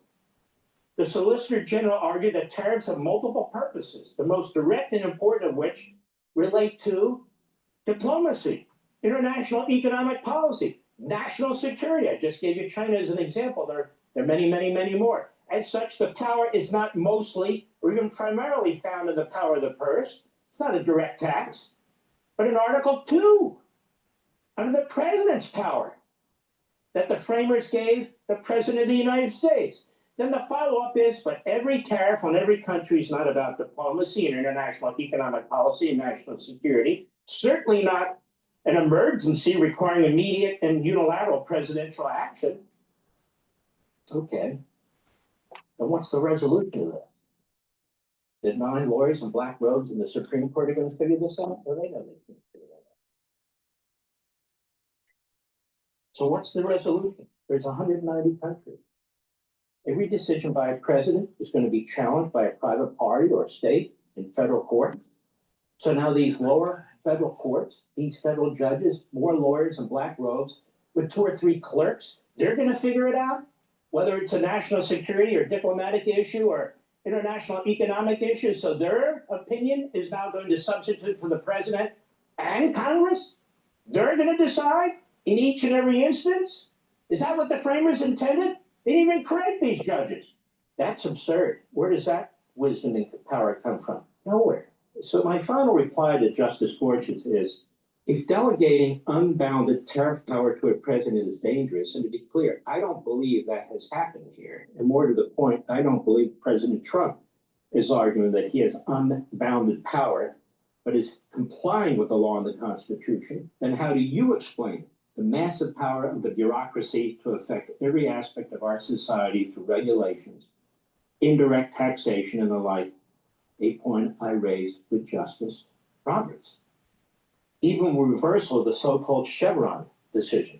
That goes to the issue of administrative and judicial review, not the general power of the bureaucracy to regulate anything and everything and drive up our costs through, effectively, taxation. The president has to be in a position to make these decisions, not Congress, assuming they're not shut down and out of office. So you have policies that can affect the price of goods and the flow of goods. Why isn't there a discussion about that?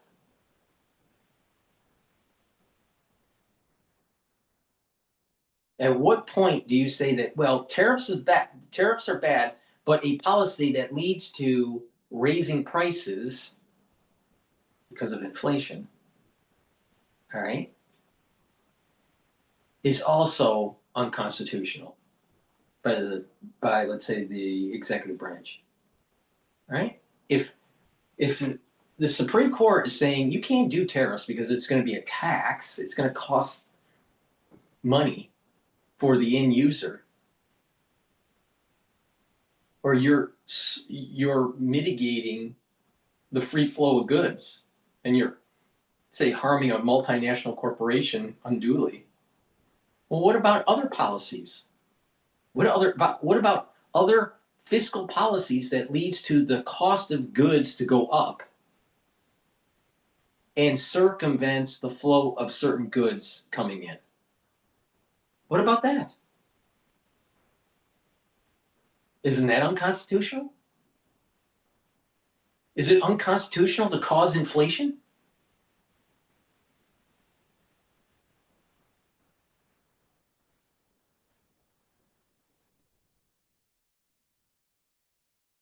Not the bureaucracy, certainly not the courts. And Congress hasn't even pushed back. Separation of powers. Justice Kavanaugh is following up on Justice Barrett's argument.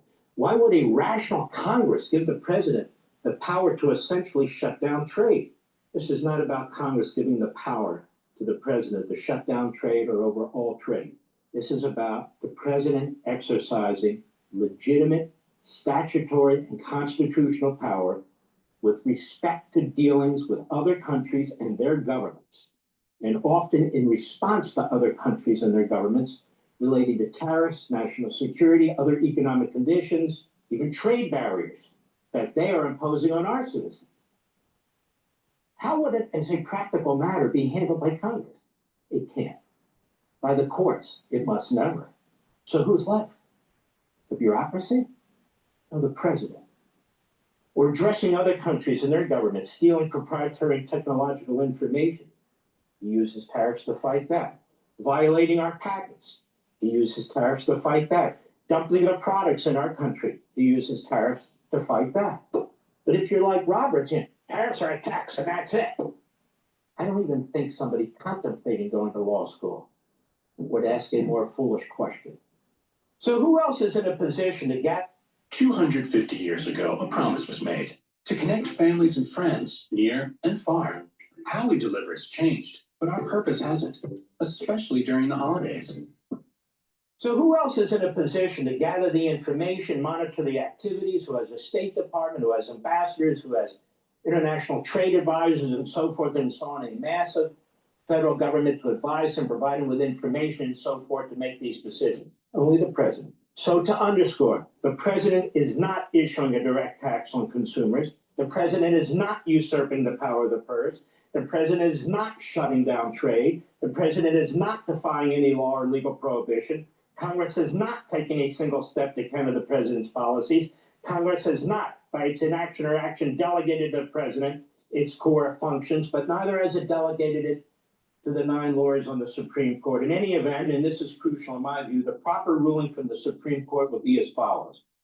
Rule that there's no constitutional conflict at this point and direct that the case be dismissed at the lower court.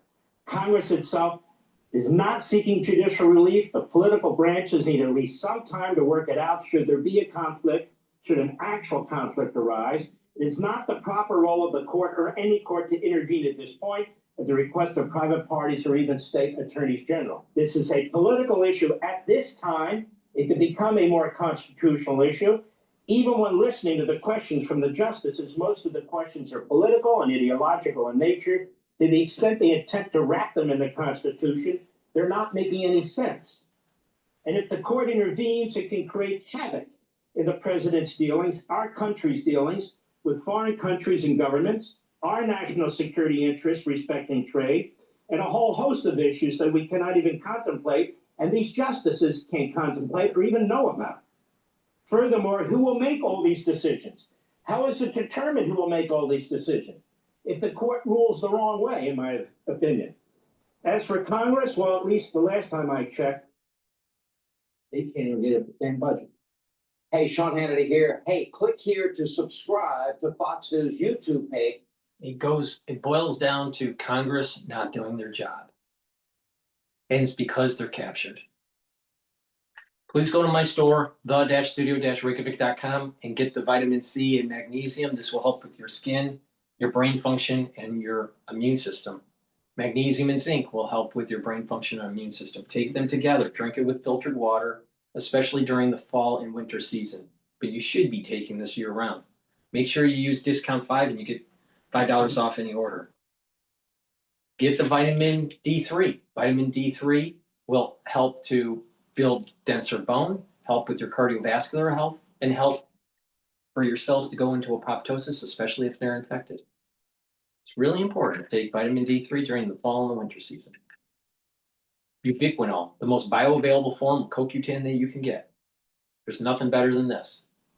This will soak up free radicals, help the health of your mitochondria, boost up your ATP levels so your cells have more energy, and ubiquinol will protect your neurons. So please go to my store, the-studio-reykjavik.com, and get the ubiquinol.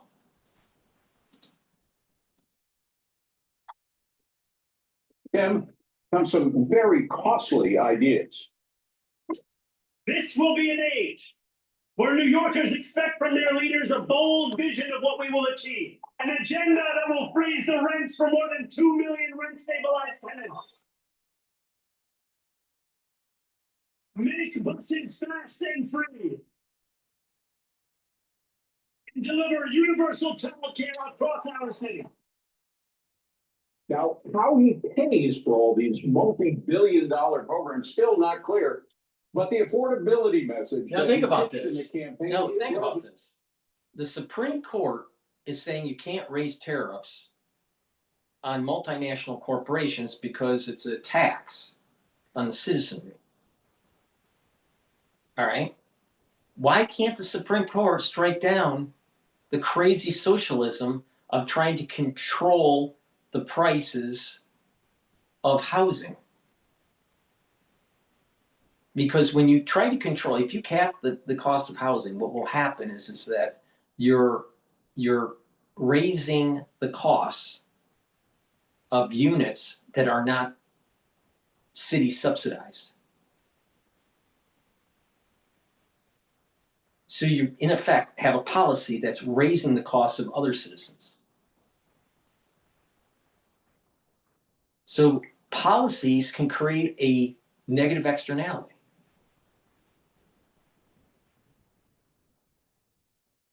So they're trying to help some people, 2 million people in New York, and 6 million will have to pay more. 6 million have to pay more, 2 million have frozen rent for 2 years or whatever, and then it'll go up. Isn't that unfair or undue stress on the 6 million citizens of New York? I would say yes. Why is this allowed? Oh, you're trying to help people. But the thing is the economics. You are setting the cost of something that is below the market rate. So really, to fix the problem, to get prices down, it's very simple. If the demand is fixed or is relatively inelastic, you have to increase the supply, and then the price will go down.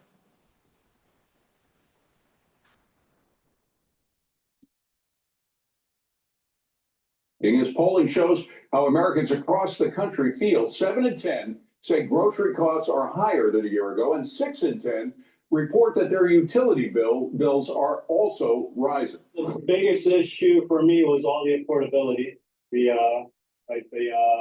inflation, groceries, and all of that. How do you pay $2,000 for a one-bedroom apartment? It's ridiculous. Having trouble keeping up with the rent, buying groceries. And a lot of people live in our buildings for years. We've had families there for over a decade, and they can't afford to live here anymore. And despite a track record of failure across the world, the false promises of a socialist utopia continue to lure people in. Even a growing number on Main Street who feel strained as Wall Street flourishes. Now, the indoctrination of socialism starts in our education system. College is a place where it's one of the only places where bad ideas can keep living because they never get tested against reality. The time and again we've seen YouTube Premium is ad-free YouTube and the YouTube Music app all together. One subscription. The time and again we've seen nations that have experimented with socialism come hobbling back to free market systems. Could a short dance with socialism be just the kind of real-life education Americans need? We're going to be tackling all these questions with our all-star panel, Plus, campus reform reporter Emily Sturge is going to be helping us understand how a major revolution in education could help us end the radical brainwashing of our future leaders. So let's get right into it. Joining me now for a packed hour, we have Wall Street Journal editorial board member Alicia Finley, The Fixer host on Fox, Marcus Lemonis, NYC councilwoman and immigrant from the Soviet Union, Ina Vernikov, and United Refining Company chairman and CEO, as well as Red Apple Group chairman and CEO, John Catsimatidis. Great to see you all. Thank you for being here. Ina, first to you. Your family came to escape Marxism. Now you're living in a capitalist city that has a Marxist mayor. How does that make you feel? Oh, it's absolutely devastating. Families like mine escaped socialism and communism. The former Soviet Union was a communist country, and we fled here in the 80s and the 90s for capitalism, for the free market economy, for the American dream. This is the country, this is the place where our parents taught us, if you work hard, you could be anything you want to be. And that's exactly what happened. We came here, we didn't speak English, we had to get accustomed to a new country, to a new life, to a new language. We became doctors, we became lawyers. I'm a member of the government in the largest city in the world. And the idea that everything that we escaped is coming here is absolutely unbelievable. We should mention, by the way, that you're in a very rare conservative enclave, or at least more conservative than most of New York, where a lot of former residents of the Soviet Union live. So that reflects your opinion, and I assume the people that live in your community as well. Oh, my constituents are absolutely devastated. We all feel the same way about this.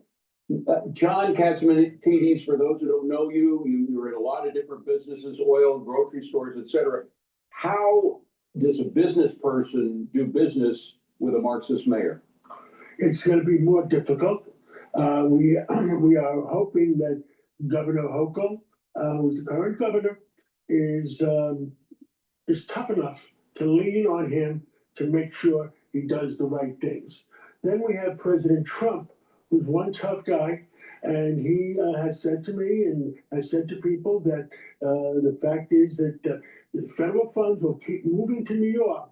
But I suggested to him maybe put a monitor in to make sure the money is spent properly and doesn't go poof. By the way, we saw that in the 1970s. There was the Mack Commission, a commission that monitored very closely the budgets as New York was essentially going bankrupt. Is it a similar thing that you want to impose now? Well, I told President Trump, I said to him, my recommendation is that let the people of the city of New York and the state of New York should not suffer. It's to make sure the money is spent properly, is the proper situation. And the money should keep flowing, but you should have somebody in there that you trust to oversee it.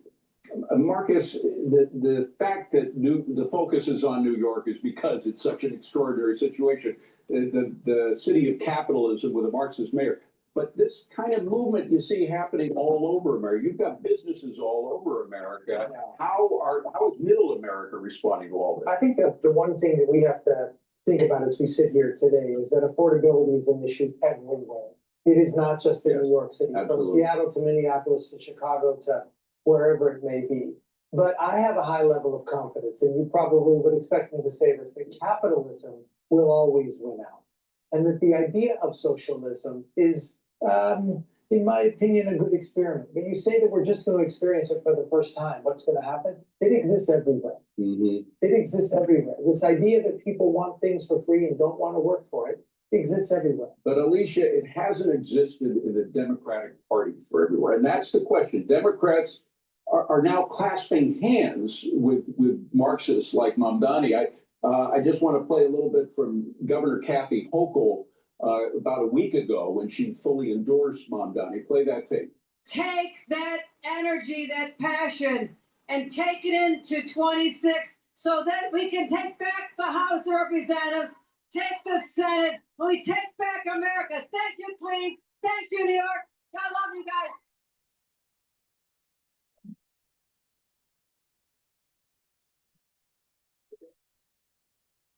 Transform your sleep and save during the Veterans Day mattress sale at Raymore Flanagan.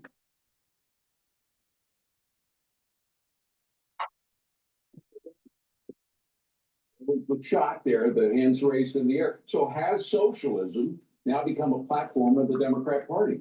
Well, I think the party is moving in that direction, but you have to actually look at some other places in the country where it's moving in the opposite direction. I would point to San Francisco, where you have a Mayor Daniel Lurie, who has struck a decidedly different tone, has positioned himself more as a moderate and is trying to tackle the city's problems, homelessness, the cost of living, and has actually tried to welcome businesses, suggested lowering tax rates. And you look out in LA and you have Mayor Karen Bass, who has been an abject failure. But it looks like the city is actually moving in the opposite direction and may elect a reformer. Austin Buechner, a former LA superintendent, LA Unified superintendent, a very pro-business background, is mounting a formidable challenge. So what you see is in many cities around the country, when they swing left, they tend to swing back right. And so I think, and you also saw, by the way, on the New Jersey and Virginia races, they elected moderate Democrats, at least Democrats who campaigned as moderate. And in fact, we're not radical. we've seen it not only in cities in America, but we've seen it in countries too. I mean, Bernie Sanders is always talking about how he'd like to be like Sweden socialism. Well, the Swedish socialists were on the run recently because the fact that their system wasn't working out so well. They haven't veered all the way to the conservative side, but they certainly dropped a lot of their socialism. Well, that's right. They privatized a number of businesses, deregulated their telecom sector, reduced their tax rates. They are still very high. And they, oh, by the way, they also have vouchers, private school vouchers. In some ways, they're actually more of a market system than the US is. Although I got to tell you, I did the homework, and the highest tax rate in Sweden is now equal to living in New York or California pay taxes, 52% if you add it all in. So it's, we are becoming more socialist as the socialists are becoming less so. Well, America's Democrat socialists want to take the failed practice of public housing to new extremes, even calling for a complete government takeover of private housing in America, and they want to do the same with medicine. Watch. Presidents Ronald Reagan and FDR represented different parties, but both recognized that government safety nets could suffocate our free market if they grew too big. In the State of the Union address in 1935, FDR said, quote, "Continued dependence upon relief induces a spiritual and moral disintegration, fundamentally destructive to the national fiber." Ronald Reagan put it more simply. Government is not the solution to our problem. Government is the problem. Since then, government has grown far bigger than either could have imagined. But American socialists insist that government's not big enough. They suggest that all our needs, including food, housing, and healthcare, are a national right. The socialist and ex-mayor of New York has even suggested a government takeover of private housing. We'll have to go beyond the market. We won't decommodify housing overnight, but we know what we have to do. Decommodify is Marxist newspeak for removing the tradable value of an asset. But do American homeowners really want to see their single most important asset lose its value? As for public housing, whether in the South Bronx or Chicago, most of those experiments have ended as filthy, crime-ridden failures. Socialized medicine isn't much different. Even Bernie Sanders now admits that Obamacare hasn't fixed healthcare. Remember, right now, our healthcare system is broken. Ronald Reagan would remind Bernie that Obamacare and fully socialized healthcare systems are broken because there's too much government, not too little. Both major political parties used to agree that what made this country the most prosperous in the world was our free market, not socialism. John, what we were hearing from Mamdani is full-blown Marxism. To use a word like decommodify housing means to take the value of a $50 trillion private asset, that's the amount of money Americans have in their homes, and give it to the government. This is dangerous stuff. Well, we have in New York City, we have what you call the NYCHA housing. And guess what? It was built by government money. People moved in. Guess what's going on? Nobody pays the rent. And nobody's getting evicted. So it doesn't work. NYCHA housing doesn't work. It's some people are paying the rent. Most of them are not paying the rent. So what happened? You know, if you compare Florida to New York, Right now, Florida has 23,700,000 people. New York is down. We're gonna get into that. 19 million. We're gonna get into all those details in a moment. But Marcus, the fact is, despite the fact there's an affordability crisis, I believe, particularly among young people in America right now, you do have some progress being made right now. You look at household income, for example, since Donald Trump came into office, and it is going up. The household income is going up above the rate of inflation. You also have the interesting situation that while Mamdani really campaigned on the idea of higher taxes, that's the only way he's going to pay for all of his extra billions of dollars of programs. New York voters, when they were asked about the question, do you like taxes? 60% of them said taxes actually hurt the economy. So there are all these contradictions in people's views right now. I think he did an outstanding job of tapping into how people are feeling today. Yes. They didn't want a solution. They just wanted to know they were being acknowledged.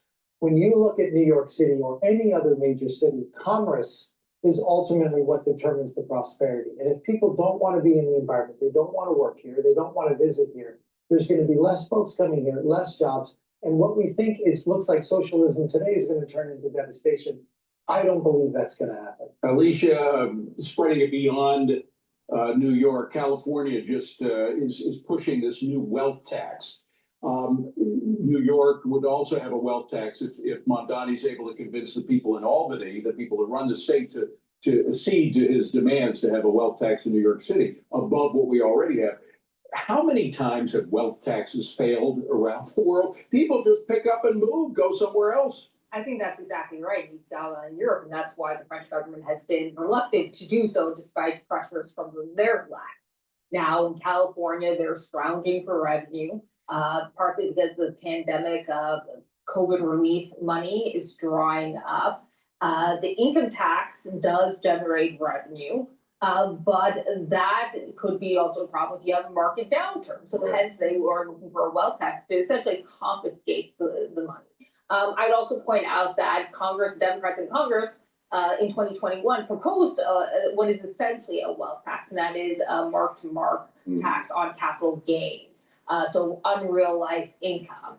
Now, I would not discount that as a possibility if Democrats gain control of Congress and the White House in 2028. I believe we have a sound from Senator Blumenthal that I'd like to play because there is so much spending going on, not just on the local level, but already on the federal level, particularly with regard to Obamacare. Here's Senator Blumenthal. Roll it. When the Affordable Care Act was passed, healthcare was a lot less costly than it is now. And insurance rates were a lot lower.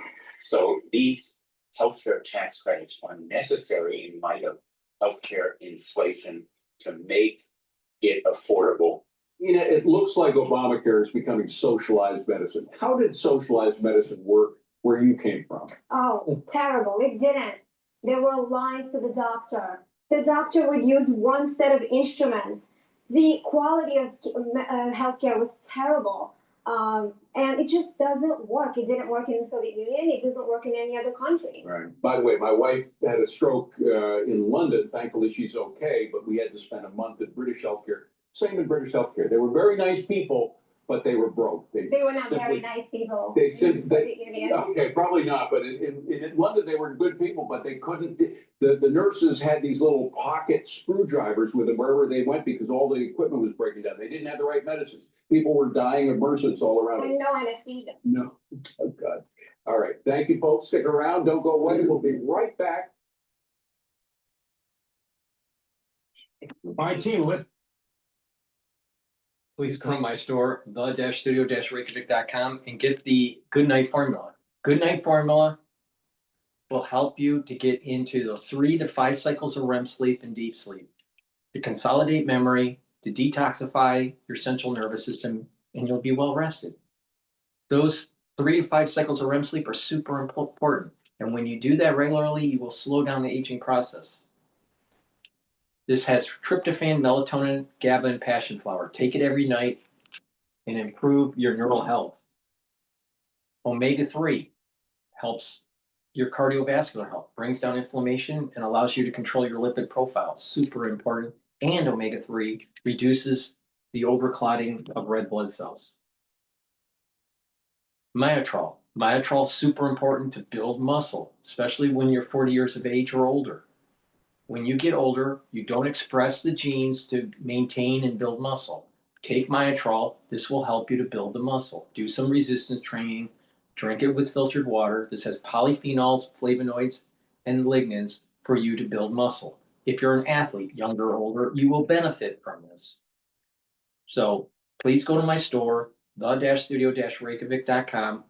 Get the Myotrol, prevent muscle atrophy if you're older. And if you're an athlete, take Myotrol to improve your strength training.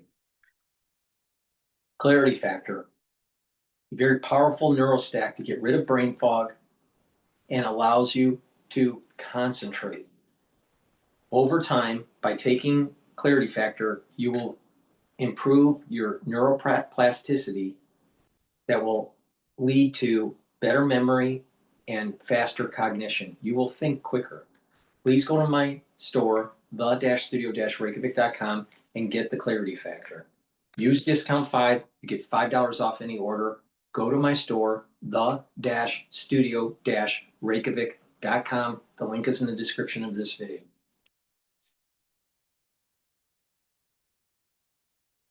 Alrighty. Let's see here.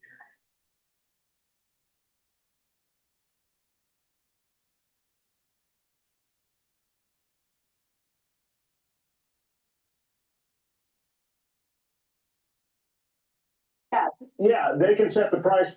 This is about beef prices. President Trump ordering a DOJ investigation into foreign meat packers, accusing them of inflating U.S. beef prices.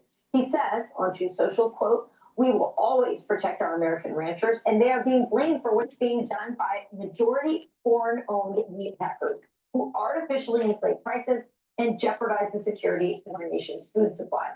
Joining me with his reaction is a fifth-generation rancher, Steve Lucy. Steve, thank you for joining us this morning. How big is your ranch?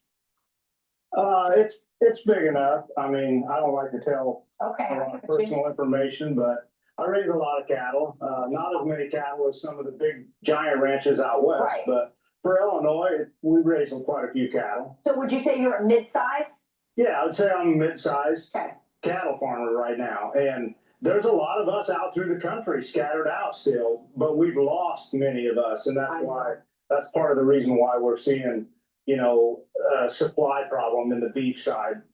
Yeah, and consumers are seeing a real rise in beef prices. And the president is suggesting in this Truth Social post that it's because of these 4 companies that are the meat packers, and that they are setting the prices and increasing costs for the ranchers and for the consumers. Can you explain how these 4 meat packers are impacting your business? Well, for instance, they set the price when I have me or a feedlot or another independent feedlot wants to go sell a fat beef. We have to take the price that is getting bid from, say, JBS. So essentially, there's no competition amongst the market. They're completely consolidated, owning like 85% of the beef industry, and we don't have a choice other than to take what the market price is. If we keep that beef and keep growing it, first of all, it becomes too fat, and it's not good for the animal, and it's not good for the consumer. So they know that when we have beef ready to sell, we have to move those beef.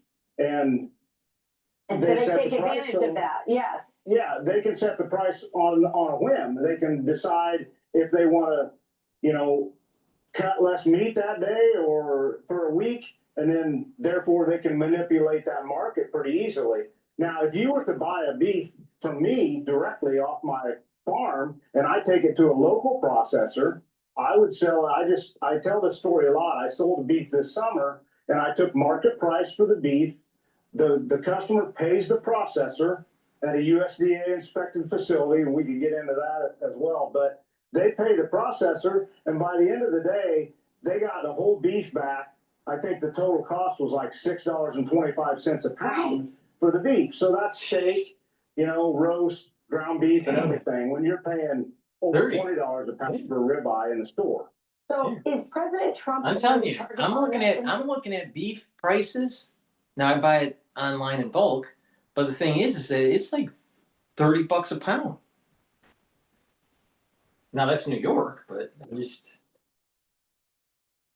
Is the answer to break up these four, or have many more meat processors, especially locally? And is that a problem that USDA? This is really important. I'll try to find the name of the book that I read. I met the author, and it discusses about the consolidation of big ag and how your grocery prices are going up because of the conglomerates. Now let me dig in to find out what the name of that book was. I read it about 1.5 years ago. Secretary, Brooke Rollins can resolve by making it less regulation so that there are more local meat processors. Is that the solution? So I'm glad you said that. That is one of the big solutions to this problem. And I don't want people to think this is going to happen overnight. This is going to take a lot of time. We don't have the infrastructure to have that many local processors out through the countryside right now. I mean, I have to drive 45 minutes to a local processor, and there's only one close to my area. So you take a lot of places in the country, there's not a local processor that can handle this. And the reason for that is because of... Right, exactly. So the name of the book that I read, and I met the author, it's Barron's, and the subtitle is Money, Power, and the Corruption of the American Food Industry by Austin Friedrich.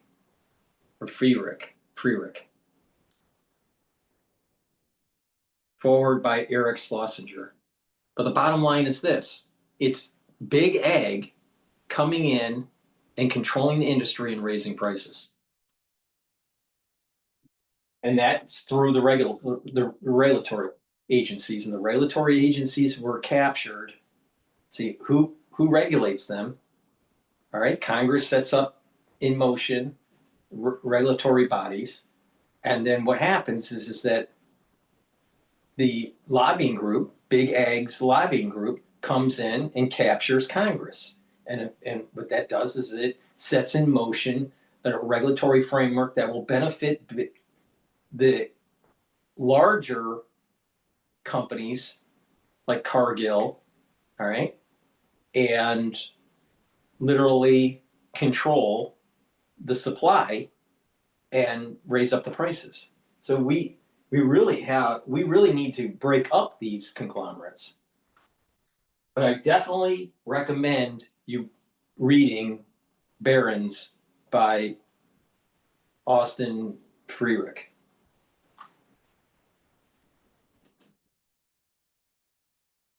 Regulations. Yeah. You know, you have to have so many regulations that it's not cost effective for a small business to start something like that. So that's one of the problems we have. This is what happens in the book. The book, he explains this in detail. I think Austin's from Idaho or Iowa. It's maybe Iowa. But the bottom line is this: they create a regulatory framework, push out the small to medium-sized farmers or cattle ranchers, and force them to sell to the conglomerates, and they just keep on growing and growing and growing, and then they've controlled the supply. The quality goes down, the price goes up.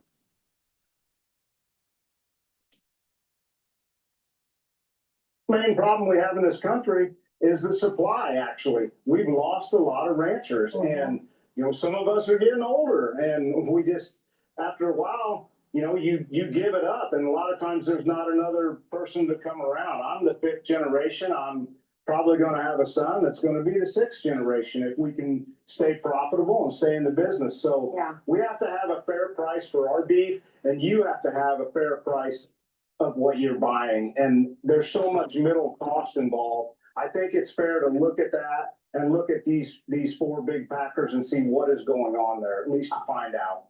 Absolutely. Americans want more meat, right? We're realizing more and more the benefits nutritionally of meat. Yes. And we want more. We want to get our meat from small and mid-sized ranchers like you. And I personally prefer to have my meat processed at a local place where I can see what they do better than these big giant meat processing plants where I feel like it's not as safe and or humane. So all of those things come into play. Steve, thank you for joining us. Thanks for giving us this insight. Thanks for what you do. You make America better. This is sort of the backbone of who we are. And so thanks for doing what you do. And I hope you go into that sixth generation. Thank you very much. I appreciate you all having me. And I just want to give a shout out to all of our veterans this weekend. You know, without them, I don't exist as an operation, and none of us can live the way we live. And I mean, beef is a big part of the freedom in this country. And I always say, where there's beef, there's freedom. And that's what I believe. I agree. And by the way, more beef for our military troops. Let's change what they're eating also. Give them more meat. Thanks so much for joining us, Steve. Your fields are a reflection of you. Please go to my store, the-studio-reykjavik.com, and get the heirloom barley. Heirloom barley will detoxify your body, bring down inflammation, and soak up free radicals through superoxide dismutase. By bringing down inflammation and detoxifying your body regularly, you're improving your immune system, your endocrine system, even your brain function, and your vascular system. So please take this every day. This is a month's supply. Mix it with soft foods, filtered water, a smoothie, or even just with milk. But take it every day. Do some resistance training. But the thing is that by doing this regularly, you're detoxifying your body and you're getting your body back into homeostasis. And when you're bringing down inflammation regularly and soaking up those free radicals, you're slowing down the aging process. Please go to my store and get the heirloom barley. And also go and get the collagen. This is dual purpose. This will help your skin, your hair, your nails, your cartilage, your joint health, your bone density, even your musculature. Take it every day. This is a month's supply. Please go to my store, the-studio-reykjavik.com. Slow down the aging process. Use discount 5 and you get $5 off any order.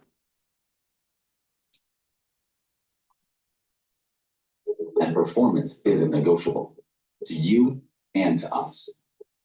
Introducing President Trump accusing 4 of the biggest meatpacking companies of driving up U.S. beef prices, which hit record highs in August. The president blaming the companies of artificially inflating prices at the expense of America's farmers and consumers, directing the Justice Department to now investigate. News Nation's Marcus Espinosa is here to break it all down. I read the headline and I thought, this is a big deal. Yeah. It really is. Yes, What's it's going on? really expensive right now at the grocery store. The president now looking into it. You could say he has beef with this particular industry here. Oh, we got a whole thread of this stuff. He posted onto Truth Social on Friday, calling on the DOJ to act expeditiously by looking into what he's calling illicit collusion, price fixing, and price manipulation against companies that pack America's meat. Now, the president added that American ranchers are taking the blame for what is being done by majority foreign-owned meat packers who artificially inflate prices and jeopardize the security of our nation's food supply.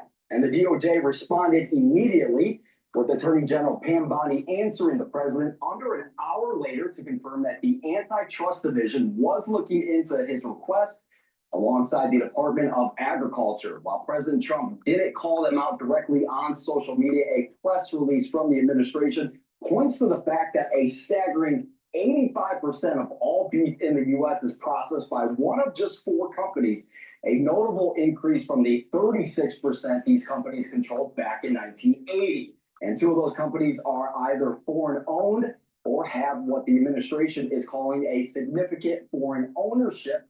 Now, there are obviously factors here at play, Hannah, besides the alleged collusion, but that's definitely a pretty meaty chunk of the argument. I can't get enough of these puns. I love that. And Cargill and Tyson, which are on that list, are heavy donors to Congress.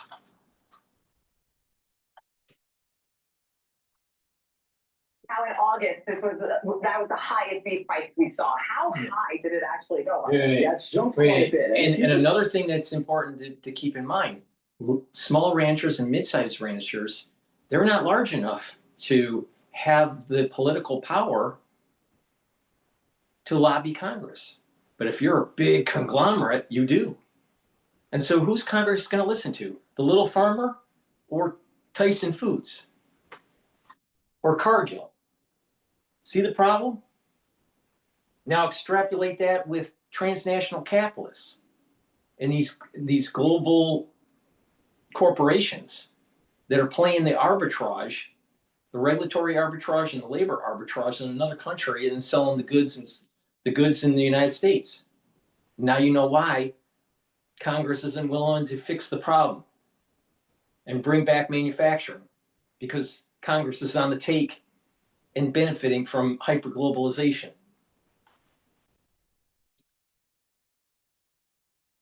Walk into a grocery store, even a budget store, and you try to look at any sort of produce or meat like this, the price has really gone up and it's really put a strain on families. So ground beef now costs an average of $6.63, and that's a 51% rise from 5 years ago and more than double what it would have cost 20 years ago. While demand for beef has been rising overall, that growth has slowed. Consumption has basically plateaued, according to market research. And the more premium cuts of steak like ribeyes, This is interesting. more than 4% decrease. All right, consumption's declining. All right, the consumption of ribeye 4.4%.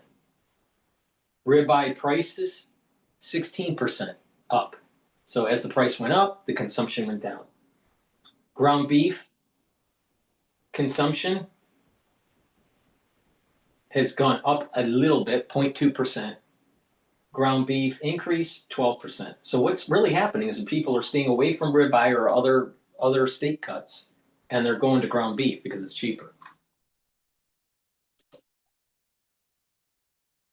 Pounds sold this summer versus the same period last year. At the same time, prices are rising, and it's not just impacting the grocery store. Restaurants are also raising their prices or shrinking portions, which might also explain why people are exploring other options. Now, this comes as the supply of beef is hitting new lows, spurred on by both natural causes like drought and increased operational costs. Last month, the White House announced it would quadruple the amount of beef it imports from Argentina to fight rising prices, but that drew heavy criticism from American ranchers. So the beef persists right now.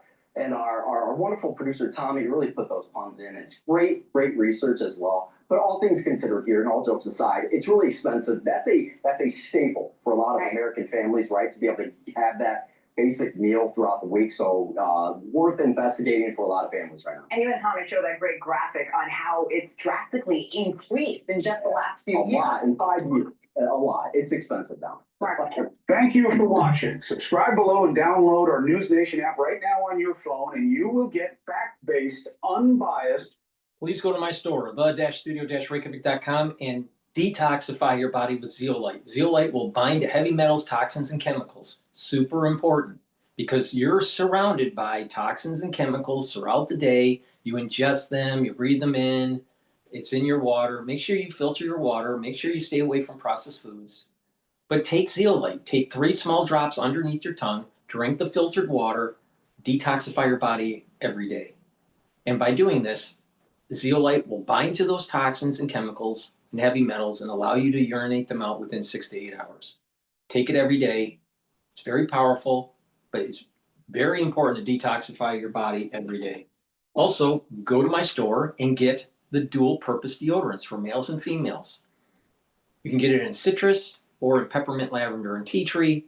You use them as a deodorant, but it will also help to detoxify your body. And when you detoxify your body regularly, your immune system and your endocrine system will perform better. These deodorants are made from essential oils from the Himalayas, extremely high quality. So please go to my store, get the deodorants, get the zeolite, use discount 5, and you get $5 off any order. Please go to my store, the-studio-reykjavik.com. All right, let's go to live now talking about the flight cancellations. Everything that does play out, and of course, a big story we're watching, the situation over at the airport. You can see several different live images that we do have coming in at this hour. And I can tell you right now, it is already very busy at several airports, as we've learned that there are just today more than 1,100 flights that have been canceled and about 800 or so that have been delayed. That number only expected to rise here as the day does progress. Now, Transportation Secretary Sean Duffy issuing a warning saying if this government shutdown does continue for a period of time here, he could force airlines to cut up to 20% of their flights. That's 1 in every 5.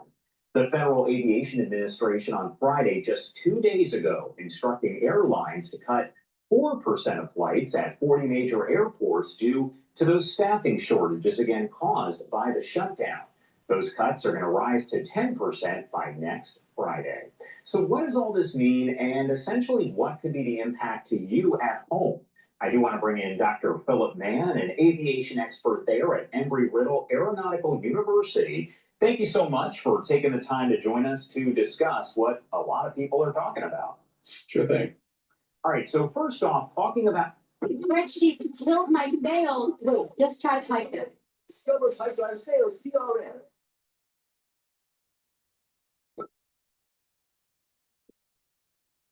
That's what we asked for.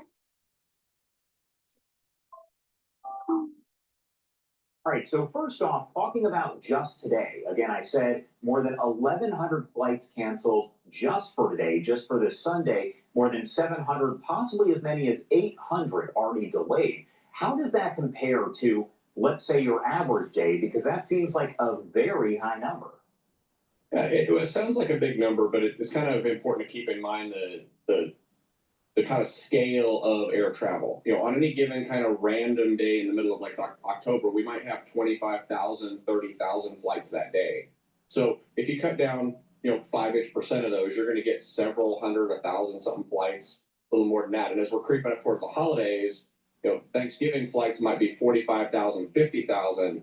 So if we're cutting out, say, 5% of those flights, we're going to see a proportionately larger number. So the numbers sound big, and there is a little bit of a there could be a little bit of a difference of interpretation about how some people are interpreting these. For example, if the FAA is telling them to reduce capacity, basically they're reducing the total number of flights into an airport. That doesn't necessarily mean that's going to be a reduced, a total equal reduction in number of passengers, say, because they might change out a smaller plane for a bigger plane or something like that to keep, because a plane is a plane, one flight's one flight, and if it holds 50 people or it holds 500 people, it's still one flight. When you talk about which actual flights are reduced here, is there kind of an airport or a type of flight that is more maybe at risk of being cut in those reductions? Yeah, the FAA put out a command basically to the airlines to tell them to reduce the flights, and they told them to reduce flights at specific airports. Now, all airports are kind of interconnected, so the 5,000 or so commercial airports we have in the country, just those 40 are going to affect all of the other ones in total. But what I think the airlines, it's important to keep in mind they are businesses, so they're going to make the cuts where it makes business sense, so they can meet the capacity target, but then also maximize their revenue, minimize their cost losses, things like that. So I would expect flights that are kind of profit losers, low volume flights, low passenger flights to probably be cut first. Because again, if they have a flight that's got 6 people on it and they cut that flight, that's one of them they can drop it and keep the one that has 50 people on it and make more money that way. So that's going to be the kind of thing. I think they're going to probably look at cutting redundant flights where they've got 2 aircraft that are going to the same place, maybe an hour apart, trying to figure out how to combine those into a single flight. Because again, it's going to be from the airline's perspective. I mean, obviously, safety is always going to be the big thing. That's why we're making these reductions to begin with. But it's from the airline's perspective, it's going to be managing costs, managing losses, managing their revenue, and that's going to probably be the big driver for them. As we go and look at shutdowns past year, have we seen a situation like this where we're talking 4% flight reductions, 10%, and then potentially, according to Duffy, 20%? Have we ever seen anything like that? We have seen the extreme end of that. 9/11, when they canceled everything, it was 100%. But and in the days following that, where they allowed a few more flights, as that kind of got going. But we actually do flight reductions and flight kind of quotas, if you will, constantly all year round, especially when there's bad weather. We see if there's predicted, say, some really bad weather going in the Northeast, the number of flights allowed into the Northeast and into those airports will be reduced. It's not usually something that's public facing. Usually it's something that the FAA will say, hey, we got to reduce capacity because of weather, and then the airlines will handle it, and the airlines will just deal with the passengers, and everybody just kind of thinks the airlines just decided to do that. But it's a big coordinated effort between everybody involved in the national airspace system to maintain safety, even at the expense of the convenience of the flyers. What sort If of, you're planning on using the airlines, you probably may not want to during this holiday season, just for safety and for just sanity. Please go to my store, the-studio-reykjavik.com, and get the complete multivitamin. This is easy to digest, and these have the multivitamins that you need for proper enzymatic activity so your cells perform properly. Take this every day. This is part of the foundation to slow down the aging process. Drink it with filtered water. Take it every day. Again, this is easy to digest multivitamin that will help with your cellular processes and your enzymatic activity. Please go to my store, use discount 5. You get $5 off any order, and get the multivitamin. impacts would your average passenger, your average traveler who's just trying to get to a location, what are maybe the average issues that they are going to see as all of this is ongoing? Yeah, well, I think they're going to see, kind of things that you'd expect with government systems under strain. Because keep in mind that the TSA is also in that same kind of boat that the air traffic controllers are in, as are all the maintenance people that work in the airfields.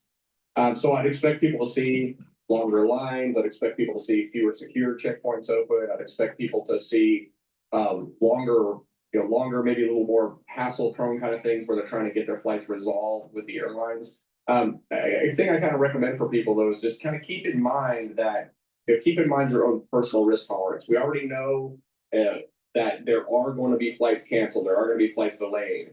So maybe if people are super strict with their time, say they're traveling over Thanksgiving and they absolutely have to be back to work Monday morning, maybe they ought to fly back Friday or Saturday and not wait till try to catch a flight on Sunday. Manage your personal risk. And I think what we're going to see a lot from the passenger experience is that difference between the people that manage their risk and it kind of either planned ahead or allowed for the additional time and stuff versus the people that didn't. And that's going to be amplified over the holiday season because, say the month of October wasn't too bad because a lot of October is the usual daily professionals that travel a lot. I travel a lot, maybe you travel a lot. But then coming to holiday season, we get some of those folks that Thanksgiving is the only time they get on an airplane the entire year. If that, it might be the only time they get on an airplane every 5 or 6 years. So those folks are going to be showing up at the airport, thrown into the chaos in the middle of all the other stuff. So for the average person, it's probably going to be a little bit, probably a little bit more stressful, maybe a lot more stressful. But everybody's going to be trying to do the best they can from TSA all the way to air traffic controllers. Which airports, and this is direct eye contact, confident, all engaged.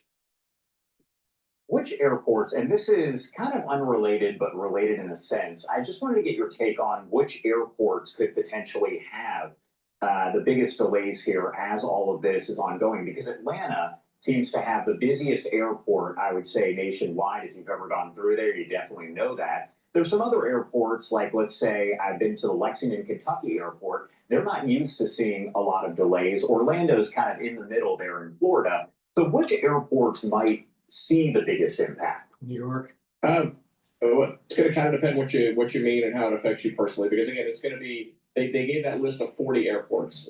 Because of the way airlines work, they do it called a hub and spoke. So for example, I'll be flying over the holidays from Harrisburg, Pennsylvania down to Nashville, but I have to connect through Charlotte because that's a hub. So if Charlotte is one of the ones, and I don't have the list in front of me, but Charlotte is one of the ones that has reductions in flights, then both my flight from Harrisburg and my flight to Nashville may suffer because of something going on in Charlotte. So that's kind of thing is going to be the flights with multiple connections are going to be more prone to having interference with them. Whereas if you have a direct and nonstop flight, if I could get a nonstop flight, say from Harrisburg to Nashville, well, that's just one flight. I don't have to worry about my connecting second flight. I can just take one flight and it either runs or it doesn't. Or it's delayed or it's not, but then I don't have multiple touch points with the potential cancellations. Obviously, the bigger the airport, the busier the airport, the more operations they handle, the bigger the cuts are going to be. An airport that handles 5,000 flights a day, say, if there's a 5,000 operations a day, if they got to cut that by 10%, that's going to be 500. But an airport that handles 20 operations a day, they're going to see 2. So but those two might be the only ones going to where they're going. So kind of, so it's going to be very much a personal experience. It's not really a blanket thing for how people are going to feel the impact. If we were to see the shutdown end today, that's not looking likely. We know the Senate is convening to potentially take a vote, but it's not expected to pass at this point. So if the shutdown, though, were to end today, how much longer would we likely see the impacts of this flight reduction? Is there any way to really know? Because I have to imagine it's not going to be an immediate solution. No, it's not, because it's one of the ways we can kind of look at this is, we remember the 2018-2019 shutdown, which was 35 days. Now that one began at a couple days before Christmas, so we didn't experience that over the holidays the way we're going to experience this one.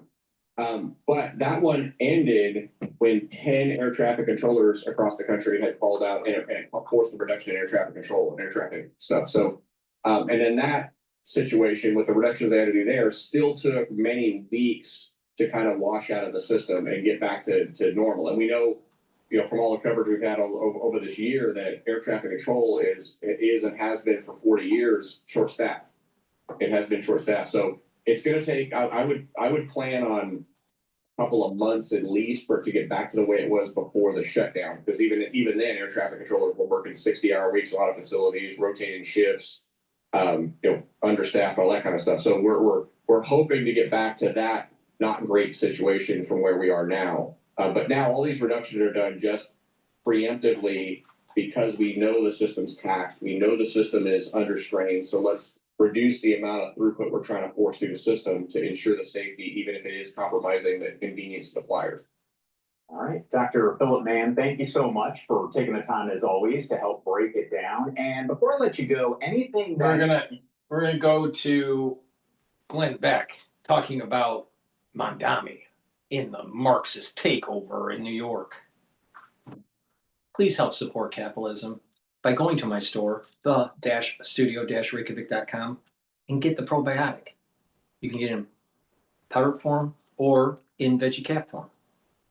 I usually take the powdered form because I take all these different powders, like the Gladiator Barley and the Boomer Boost and the collagen, the lignans.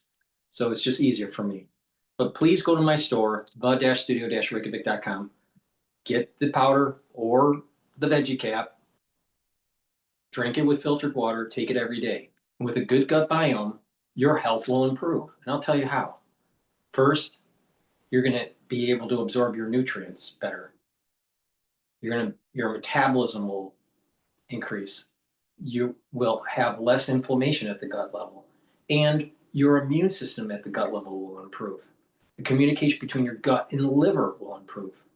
And the communication between your gut and your brain will improve. You will sleep better. And by having better sleep, you will be consolidating memory, getting rid of brain fog. You're going to be detoxifying your central nervous system, and you'll be well rested. And over time, your skin will improve too. So please go to my store, the-studio-reykjavik.com, and get these probiotics. A good probiotic is the start of good health. Good gut biome will help to slow down the aging process. So please go to my store, the-studio-reykjavik.com, get the probiotics, use discount 5, all caps, discount 5, get $5 off any order. Click the link in the description to go to my website, the-studio-reykjavik.com.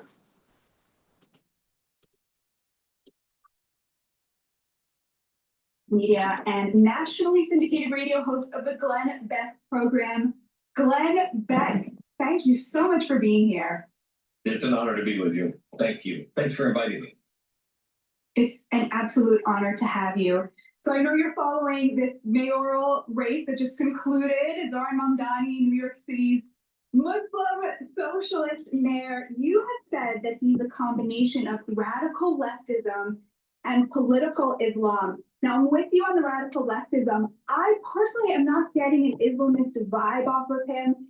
He's super pro-trans, for example. His mother is Hindu. He, to me, reads like just your garden variety Nepo baby socialist. What am I missing? I hope you're right. I hope you're right.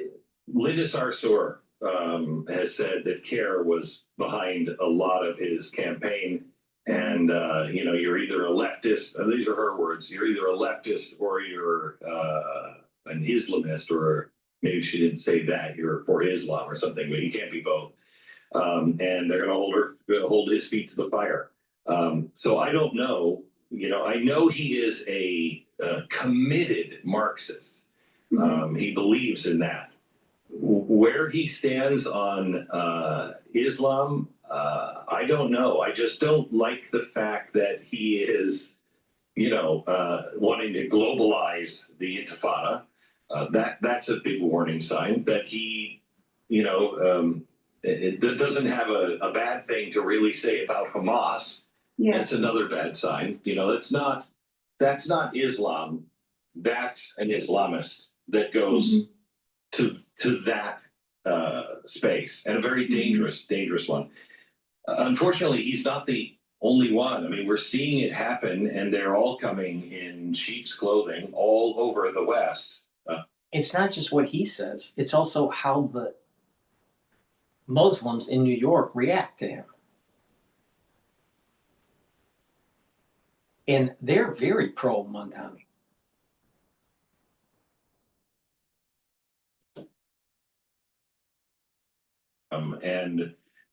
If we don't pay attention, we're in trouble. There was a story I just read this morning, a small town in Germany that has a Christmas, fest that they do every Christmas in this town. And they just stopped it. They've canceled it this year because there is a mosque by the town square that would be offended, and the police said it will cause security concerns, and it will cost more to protect the Christmas market than to run the Christmas market. And so the town had to stop it. I'm really tired of being called a bigot or a racist or not tolerant. I don't have a problem with the mosque. Why are you trying to destroy Christmas? What is your problem? I'm not the one who says, if you don't believe my faith, I can take you as a slave. I'm not the one that says, I can marry a child off at 14, 13. I'm not any of those things. And all of those things are against the Western culture. They are diametrically opposed to Western culture, and I find them evil. I don't believe in cutting people's hands off for stealing. If you do, that's fine. Find a place. The West does not stand with that. And I am afraid there are too many things, too many signs all around that people might say, I'm really not part of that, but they'll play footsies with it. I love the people that are, for trans people or, for gay rights, and then march with Hamas. You're the first to be killed. You're the first to be killed. So if he's serious, that's trouble. If he's not serious about that, and he's playing footsie with it, he is in trouble. He's in trouble. Yeah, I think we're really in this moment where people are suddenly realizing that the West is not only worth defending, but in need of defending, the values this country was founded on. I think that's part of the reason that immigration has become the #1 issue in the country politically, certainly for the right. But there's another reason, which is the economic piece of it. And I want to play you this clip from Mamdani's victory speech, and then make the point and see if you agree with me. So let's have that. Thank you to those so often forgotten by the politics of our city who made this movement their own. I speak of Yemeni bodega owners and Mexican abuelas, Senegalese taxi drivers and Uzbek nurses, Trinidadian line cooks and Ethiopian aunties. So what to me is so amazing about that clip is that it's all people who are immigrants who are working in these service industry jobs. And to me, it is so emblematic of what the Democratic Party is right now, which is you have sort of rich, overeducated, white, in most cases, progressives who now have built an economy that depends on a slave caste, often of illegal labor, to do jobs that were once jobs that gave working class Americans a dignified life. What did you make of this clip? I would agree with you on that. I think you left out one part. This upper class, overeducated, white politician or mainstream politician, if you will, as they look, and they rail against the millionaires, and yet they're friends with all the billionaires. I mean, you're getting money from George Soros and Bill Gates and all of the Tides Foundation. And don't talk to me about how you don't like the rich. The rich are calling the shots in your own campaign, in your own life, and I find it reprehensible. The other thing I because I played that clip on the radio the next morning, and the thing I pulled away from is we are back to Teddy Roosevelt's hyphen American speech. That there's no such thing as a hyphen American. You're either an American or you're not. And as he said, I've met people who are naturalized Americans. I've met people who want to be Americans, who are more American than people who are born here in America. They come here for a reason. They understand it's the rights that they didn't have in their country at home, the protections that they had, the ability to break out of the class and be whoever it is they want to be. That every time that a politician starts dividing us into class and into hyphen Americans, you're planting the seeds of our own destruction. E pluribus unum, from many, one. And the one is just, we hold these truths to be self-evident, that all men are created equal and endowed by their creator with certain inalienable rights. Among these are life, liberty, and the pursuit of happiness. And governments are instituted among men to protect those rights. That's our one. That's our one. That's what we all came, my family came for in the 1800s. Your family came, and they all came because that was a completely different idea. And it's still. I just want to add to what he's saying. My ancestry actually fought in not just the Civil War, but the Revolutionary War.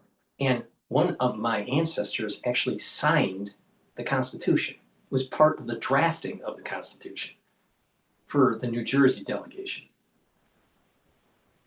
Oh, it gets better.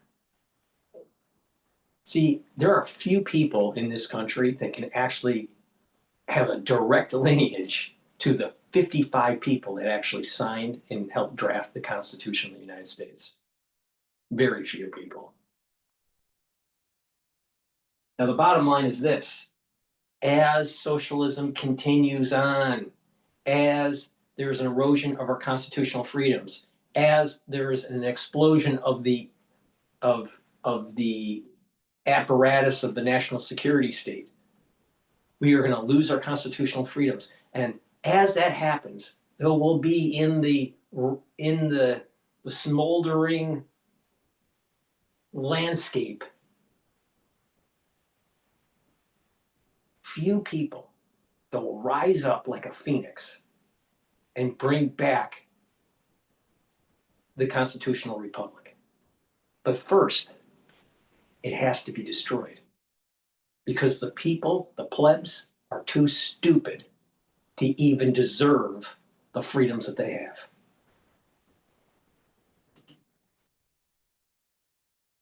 We're the only, look at Great Britain and how many 4,000 people have been put in jail in the last 24 months. 4,000 people on speech. On speech, we're still a very unique place. That's our one. Come together on that, because I can live side by side with anyone. I don't care how they vote, if they believe in that. I can live next to anyone of any faith, as long as you understand I'm the same as you. We're both children of God. You can call God whatever you want to call God. I'll call God, but I have the same rights and I get them from either the universe or your tree or whatever, but it's a higher power than man and government. Yep. Yeah. And that's part of the Enlightenment. That's part of the Enlightenment. Life, liberty, and property. Going all the way back to John Locke. And that there are inalienable rights that are given to our Creator. See, the socialists, the Marxists, the atheists, they want to tear that down. And most of them, not all of them, but most of them are anti-Enlightenment. So we need to push back, but unfortunately there's not enough people that are willing to push back. And it's going to be a slippery slope. And guess what? The country in the future will fail. It will fail. The three branches of government, the weight of stupidity will just crumble the pillars, and that will lead to tyranny. And then in that smoldering mess, there will rise up a few people, the remnants, to reboot it all. Like, we are literally the ancestors. We are living off of the positive effects of our ancestors that were remnants from the Roman Empire. The Roman Empire grew and it had its problems, and then all of a sudden it collapsed. It had a long history, and some people would say the Roman Empire never really fully collapsed. It just morphed and just kind of went dormant, and then eventually became in a different form. But the thing is that the United States is a remnant, and it was rebooted by our founding fathers. But these remnants going all the way back to the Roman Empire. And what broke down Rome? Corruption, the disparity between the have and the have-nots. And earlier in this broadcast, we were talking about the loss of knowledge. Think about all the engineering works that were taking place in the Roman Empire. Mechanical engineering, civil engineering. That was all lost during the fall, during the collapse. And it just took a couple generations, and Western Europe was living in a dark age. Didn't take that long. Just a couple generations. But there was a remnant. One generation after another, just living through the dark ages, and then slowly rebuilding Europe after the fall of the Roman Empire. Right? But there were lines of people, of families that were a remnant, waiting for the time to reboot. There will be the fall of the United States. It's not in our lifetime. But there will be a remnant that takes place to reboot it, just like what happened during the Revolution. Now, what the sad thing is that we're the generation to actually see it slowly getting the country getting corrupted, and seeing our branches of government losing its prowess, losing its ideal, losing its virtue. And it's a slippery slope with this communism, with this socialism, with the income disparity. Now, what is different compared to the fall of the Roman Empire to today is that we have technology that may help circumvent what happened.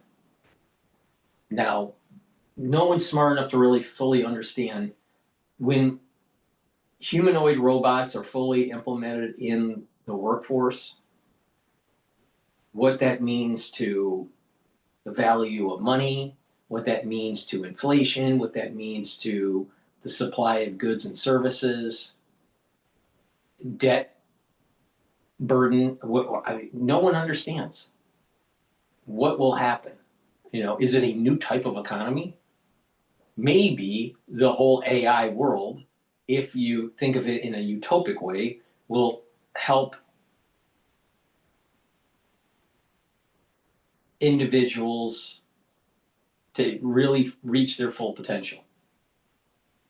But we could also go on a path that speeds up the destruction of the new Roman Empire.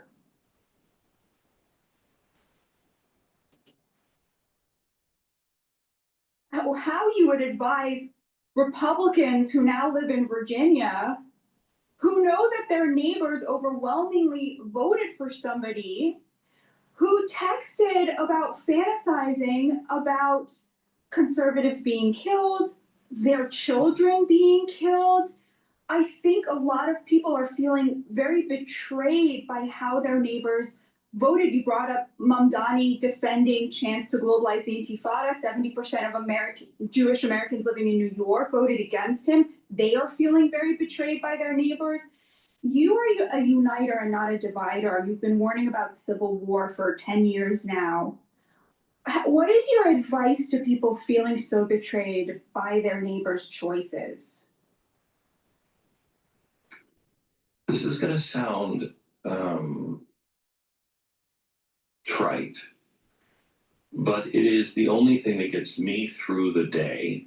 And I mean, we're an awful lot alike. You do this for a living. I do this for a living. We are paid to look at all of this stuff every day, digest it all, and then select the things that we think are the most important. So there's more than what we talk about that we look at every day, and it's poison for the soul. It's just awful. It's evil. It's awful. The only thing that gets me through is getting up every day and saying, I know these things are true about God. I know that I'm a child of God. We're all children of God, and he loves us. I know those things are true. He loves us, and he's not neutral in the affairs of man. He has it. Everything else, I'm just going to be grateful for. These are not enemies of ours. These are enemies of his. We have to do everything we can to stay on his side. He's never on our side. If you look at the Civil War, Abraham Lincoln talked about it. How is it that both sides can claim God? How in their churches can both sides say God for slavery, God's against slavery? They're both fighting in the same name of the same God. He's not. We have to be humble enough to be on his side. And we've seen, I was very upset after the 2020 election. I didn't think it was a fair election. And I thought, we are doomed. We're doomed. And look what happened. That time gave Donald Trump a season to mature, grow into the president, take a breath and go, okay, what did I just experience? Who are the real enemies? If I had this chance to do it over again for 4 years, what would I do? In that time period where we were all, we're doomed, we're doomed, we're doomed, he was preparing. And if you don't believe that was a miracle that he turned his head, I mean, I don't think I've ever seen a bigger miracle than that. He turns his head, clips his ear, and he lives. And now look at what we've had in the last 9 months. God's not neutral in these things. We have to do our part.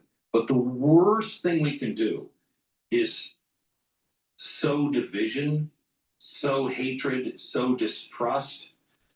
We have to be aware of what's... You need to be aware of your enemy and kill them. Come on. You need to be aware of your enemy and you got to stop them. You got to be aware of your enemy and you have to hold the line. Stop playing patty cake. Please go to my store, the-studio-reykjavik.com, and get the ashwagandha root. Ashwagandha root will bring down your cortisol levels. Sometimes when I listen to Glenn Beck, my cortisol levels go up. So I have to take ashwagandha root. Now, by taking ashwagandha root, you're controlling your cortisol levels and you're also helping your blood glucose level. That's reducing inflammation and you're helping your immune system and your cardiovascular system, because less inflammation means less plaque buildup. Less inflammation means boosted immune system. Elevated cortisol levels will age you. So if you're chronically stressed, if you're chronically watching Glenn Beck and he pisses you off, you're aging faster. So please go to my store, the-studio-reykjavik.com, and get the ashwagandha root. It's the-studio-reykjavik.com. Use discount 5 and you get $5 off. Back to Glenn Beck.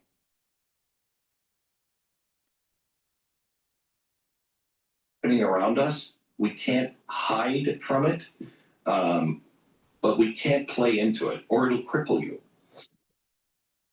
Welcome back to Bitchute News Nation. Now, more of my conversation with Glenn Beck, where we discuss the GOP infighting, the state of America, and Charlie Kirk's legacy for Glenn personally. So speaking of...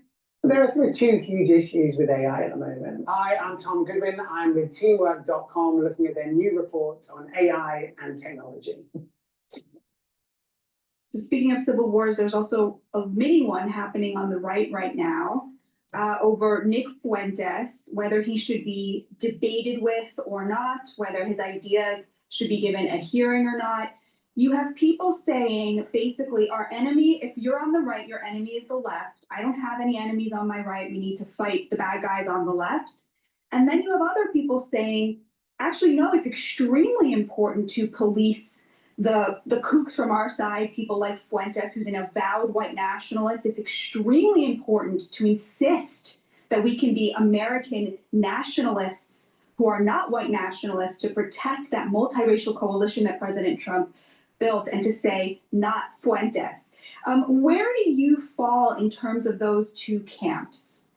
Well, I don't think he's worth anybody's time, quite honestly, because I don't think he actually believes anything. I think he's from this new culture that says the most outrageous things for attention, and I'm not going to give him any attention.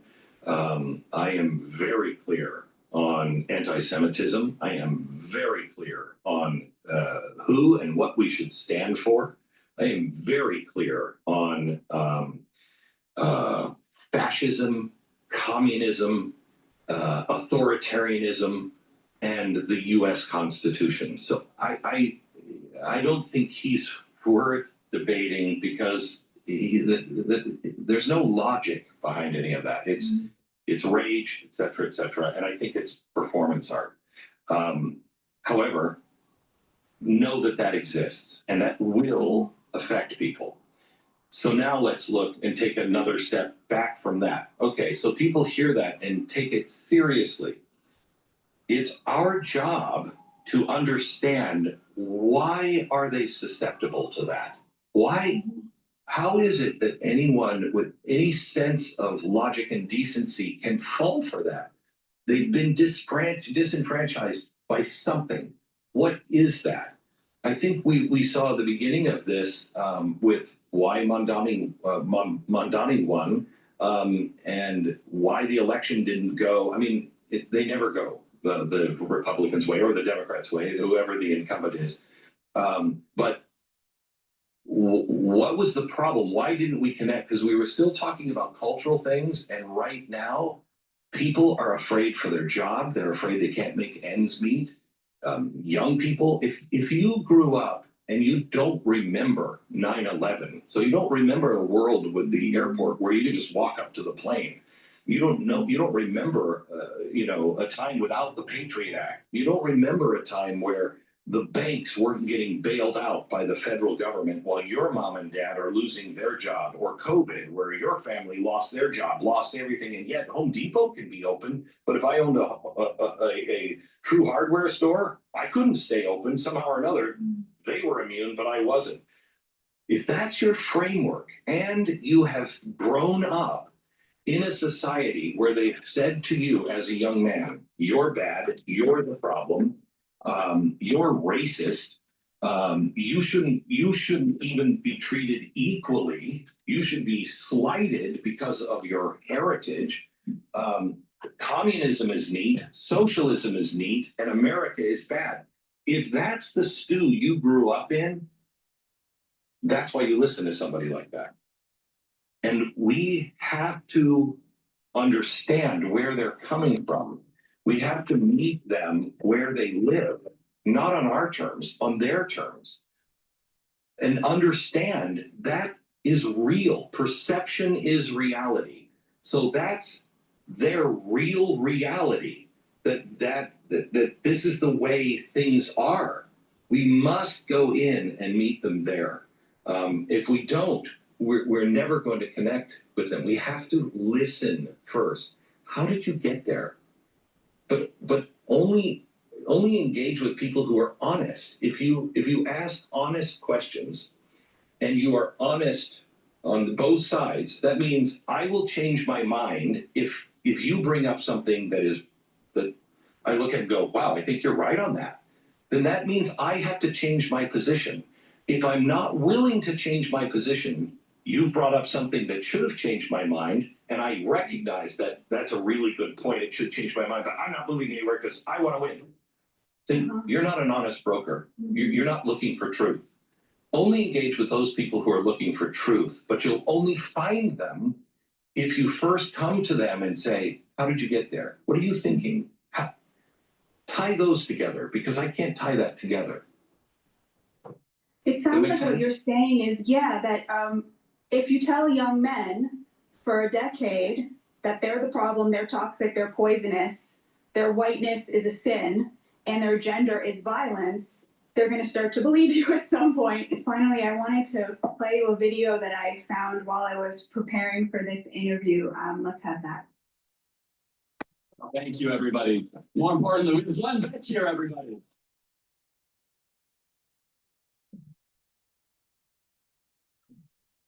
I'm not sucking up to Charlie because I just said this to him on my show.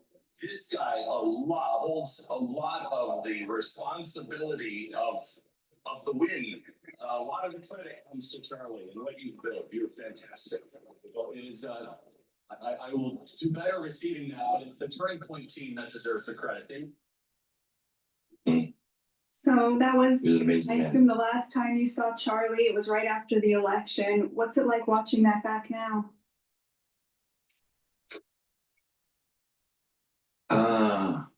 A couple of things. It's amazing how you don't have awareness of the times that you're living in or the people that you're around sometimes. I mean, if you're standing with, the president, or you're in the Oval Office, you got it.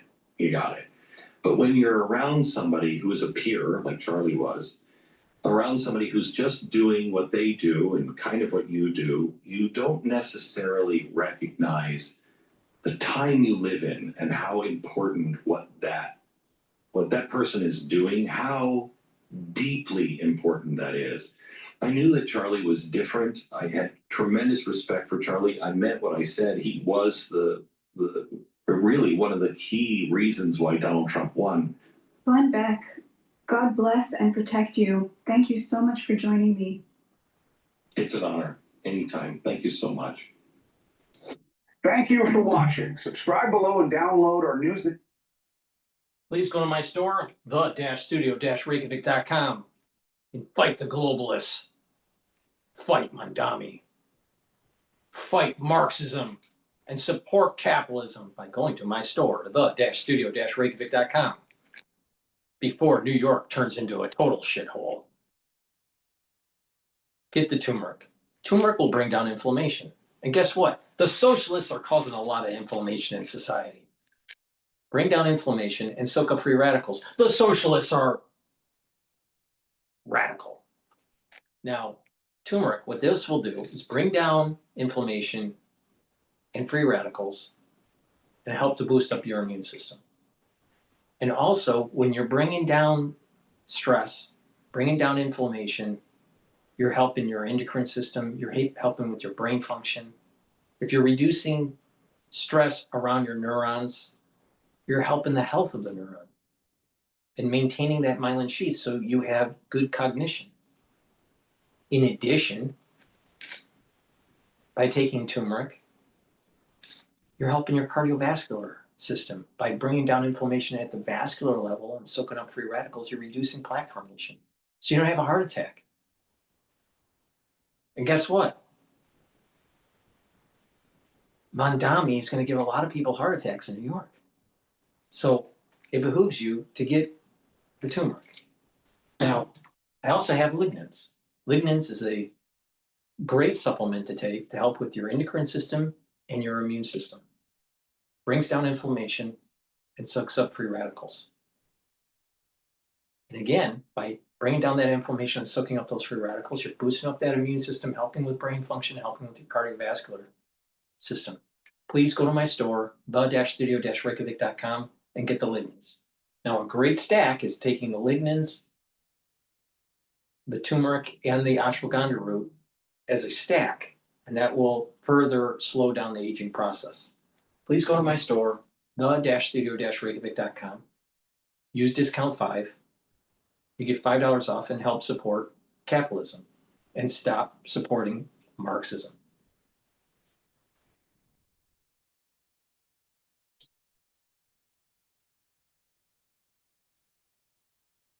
All right, let's take a look at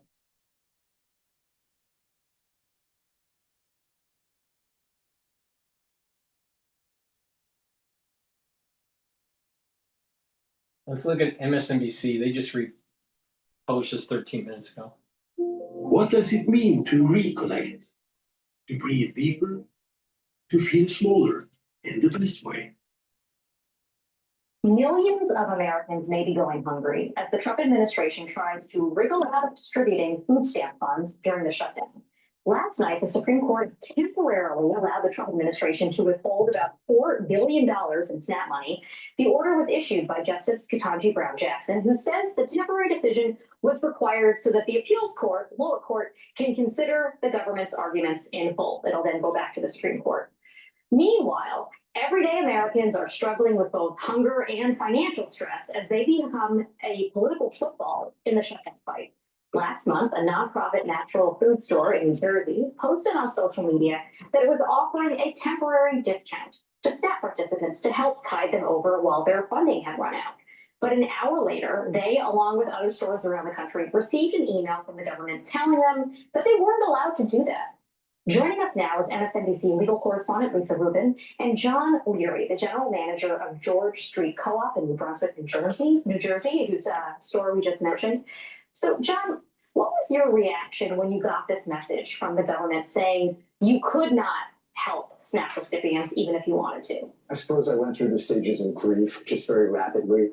So there was a moment of disbelief. There was, surprise. But mostly just shock because they give the legal reason why they refer to the equal treatment rule.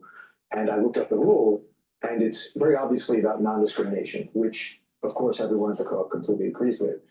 But we just never imagined that it would be construed to prevent us from helping people through a specific time of need, especially a specific time of need that was created by government action and inaction. Why do you think this message was sent out? Well, I am not entirely comfortable surmising all of the reasons why that might have happened. I do know that this administration has been very strong about trying to avoid anything that's seen as an abuse of the system. And so in the 15 years that I've been general manager of the co-op, we've received very few communications from the government about the SNAP program, except for routine things about like, oh, it's time to renew, it's time to renew your documentation on the program. So we received one communication shortly after the Trump administration took office that basically was put this poster up about fraud. And so we did. And then this communication. So those are the only two communications we've had on issues. So this is really targeted government intervention, perverting equal opportunity laws on some level. Lisa, can you explain? Because to me, to someone who really values a free market and libertarian, I do not like the government saying how I can operate my business business. And granted, you're a nonprofit, but still, this seems like a very top-down level of intervention to maybe just for spite. You know, much like, do you remember meals? First of all, if you're getting government funds and you're a nonprofit, you have an auditor that comes in to make sure that the clients are getting the required assistance based on whatever the nonprofit is doing relative to the funding. So they usually have an auditor coming in. Sometimes certain programs, it's depending on how big the nonprofit is, quarterly or annually, semi-annually, but they usually have an audit every year or multiple times a year. In addition, there's usually a week, usually monthly, depending on the size of the nonprofit, but usually monthly, where they have to issue the receipts of the program to justify the spending of the grant that was given. So they issue receipts, and then there's also additional audit, typically. That's typically how it works. And the whole idea is that you don't just get some money from the government and then you can spend it any way you want. No, you have to meet the requirements of the grant. And you have to show the receipts. And you have to go through the audit. So what's wrong? If you don't want to go through the audit process and showing the receipts, then don't take the money from the government.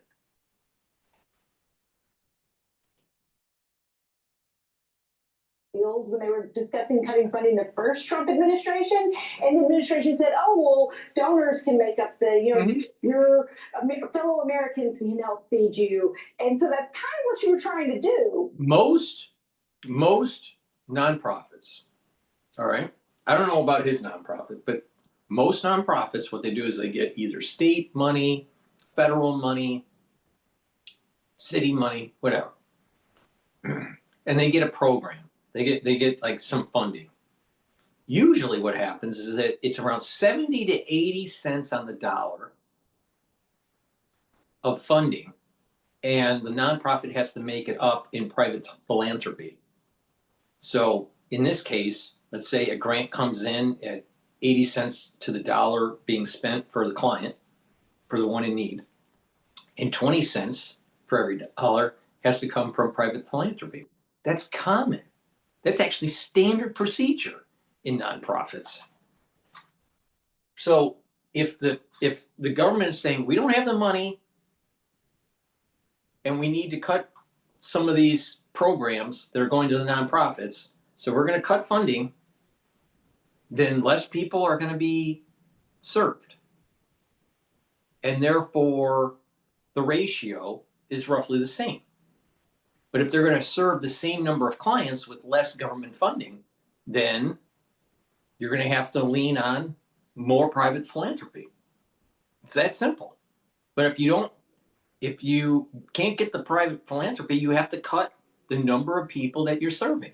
That's the way nonprofit works. What's wrong with that? Hey, Lisa, please explain how this is remotely legal. Well, I will say that this is the first time that I've heard about the equal treatment rule as it pertains to EBT beneficiaries, because most people don't experience what John experienced. The equal treatment rule was likely devised to prevent SNAP recipients from being discriminated against as they try to use their benefits, from having fancy grocery stores essentially say to people, "You're not wanted here, your dollars are not good here," which is why when you go in various neighborhoods, many people make an effort to conspicuously post, "We take EBT." Right? That is supposed to be the threshold of trying to provide that equal opportunity.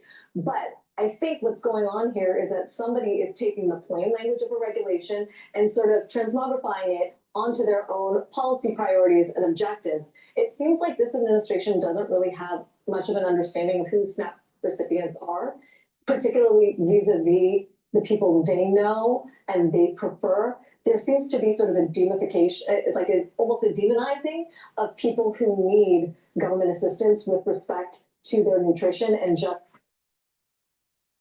there's got to be a lot of corruption going on with SNAP. And unfortunately, I think the illegals are getting SNAP too. And if that, so why should American taxpayers be paying for illegal aliens to eat? Why? Why? They're here illegally. American taxpaying dollars should not support their health care or their living expense or their food costs, period. Now, in addition,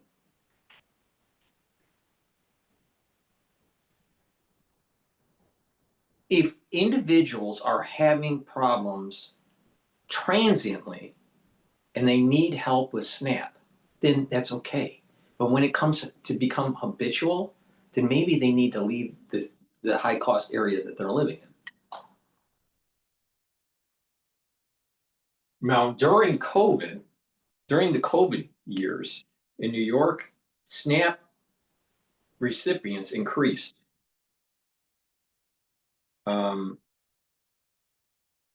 So I would say that there's two problems coming on here. There is corruption in the system using money that could be, the corruption is going to individuals that shouldn't be getting these programs.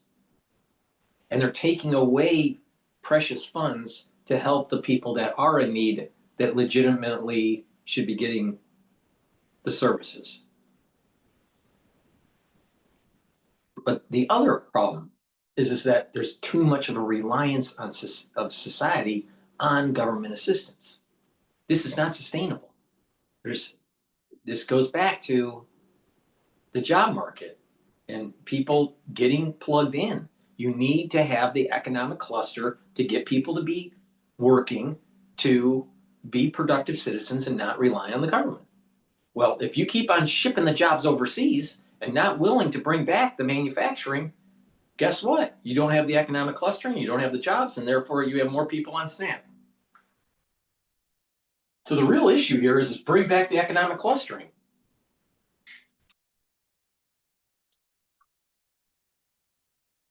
Being food insecure. And I'm not sure that the people who work in this White House or this USDA really know who those people are. I don't think it's indifference. I think it's about basically making low-income people political football so that this administration can get more leverage, I think, to get Democrats to cave on their other priorities in this shutdown. I don't think it's about like, oh, we don't know who these people are. I mean, maybe they don't. I don't know. Well, when I say we don't know who these people are, what I mean is these aren't our people. We don't care about these people, okay? And so that is what justifies making them the political football. But when I say we don't know who these people are, they don't identify with people who receive SNAP. And as a result of that, it's sort of like, you place them at a level not equal to yourself that justifies preventing people like John from doing.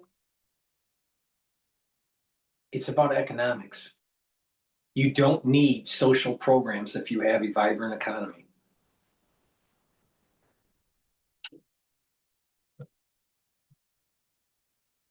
Part of the public service that he was trying to do.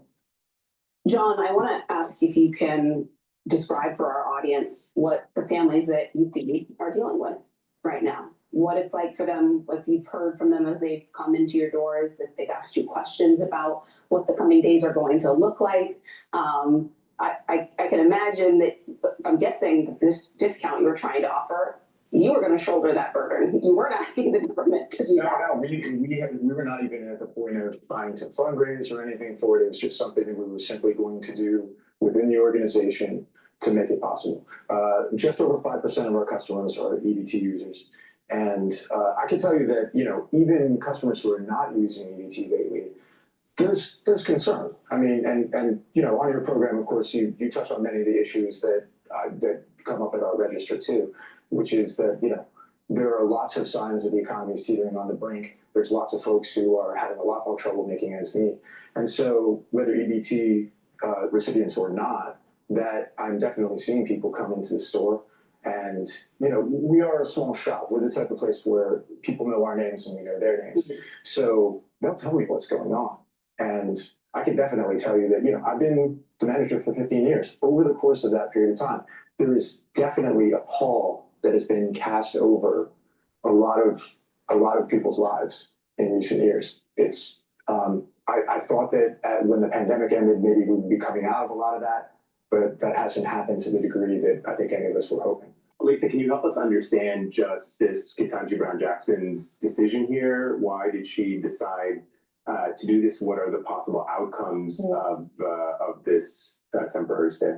This is probably one of the more legally complicated things that I've ever had to explain, but let's start with we know you can do it. I appreciate it. Well, let's start with the fact that Ketanji Brown Jackson made this decision by herself last night, and we are not accustomed to seeing justices act on their own. The reason she does that is that each federal appeals court in the country has a justice that sort of acts as the circuit justice for that circuit where there are emergency applications. Usually that person will refer it out to the full court. Last night, Ketanji Brown Jackson, perhaps because of the time exigency, but also perhaps because she wanted to shape what was happening, decided this on her own. And what she decided was, I'm going to let this Court of Appeals make a decision about whether or not to stay the decision to compel SNAP benefits for November over the long term as the appeal is pending. But in the meantime, I'm going to grant a very limited administrative stay for a couple of days, assuming that the First Circuit acts. And the reason I'm going to do that is because if I don't do that, you can't unring the bell. It would essentially move the government's ability to appeal it.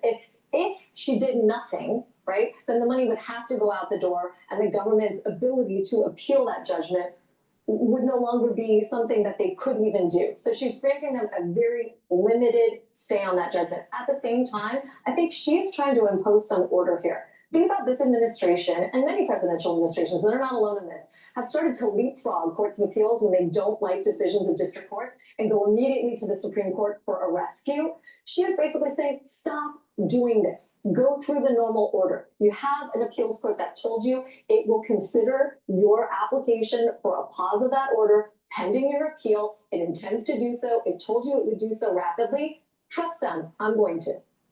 John, could you talk a little bit about what your organization has been doing, given that you've sort of had your hands tied and you haven't been able to, do the plan A was giving people a discount.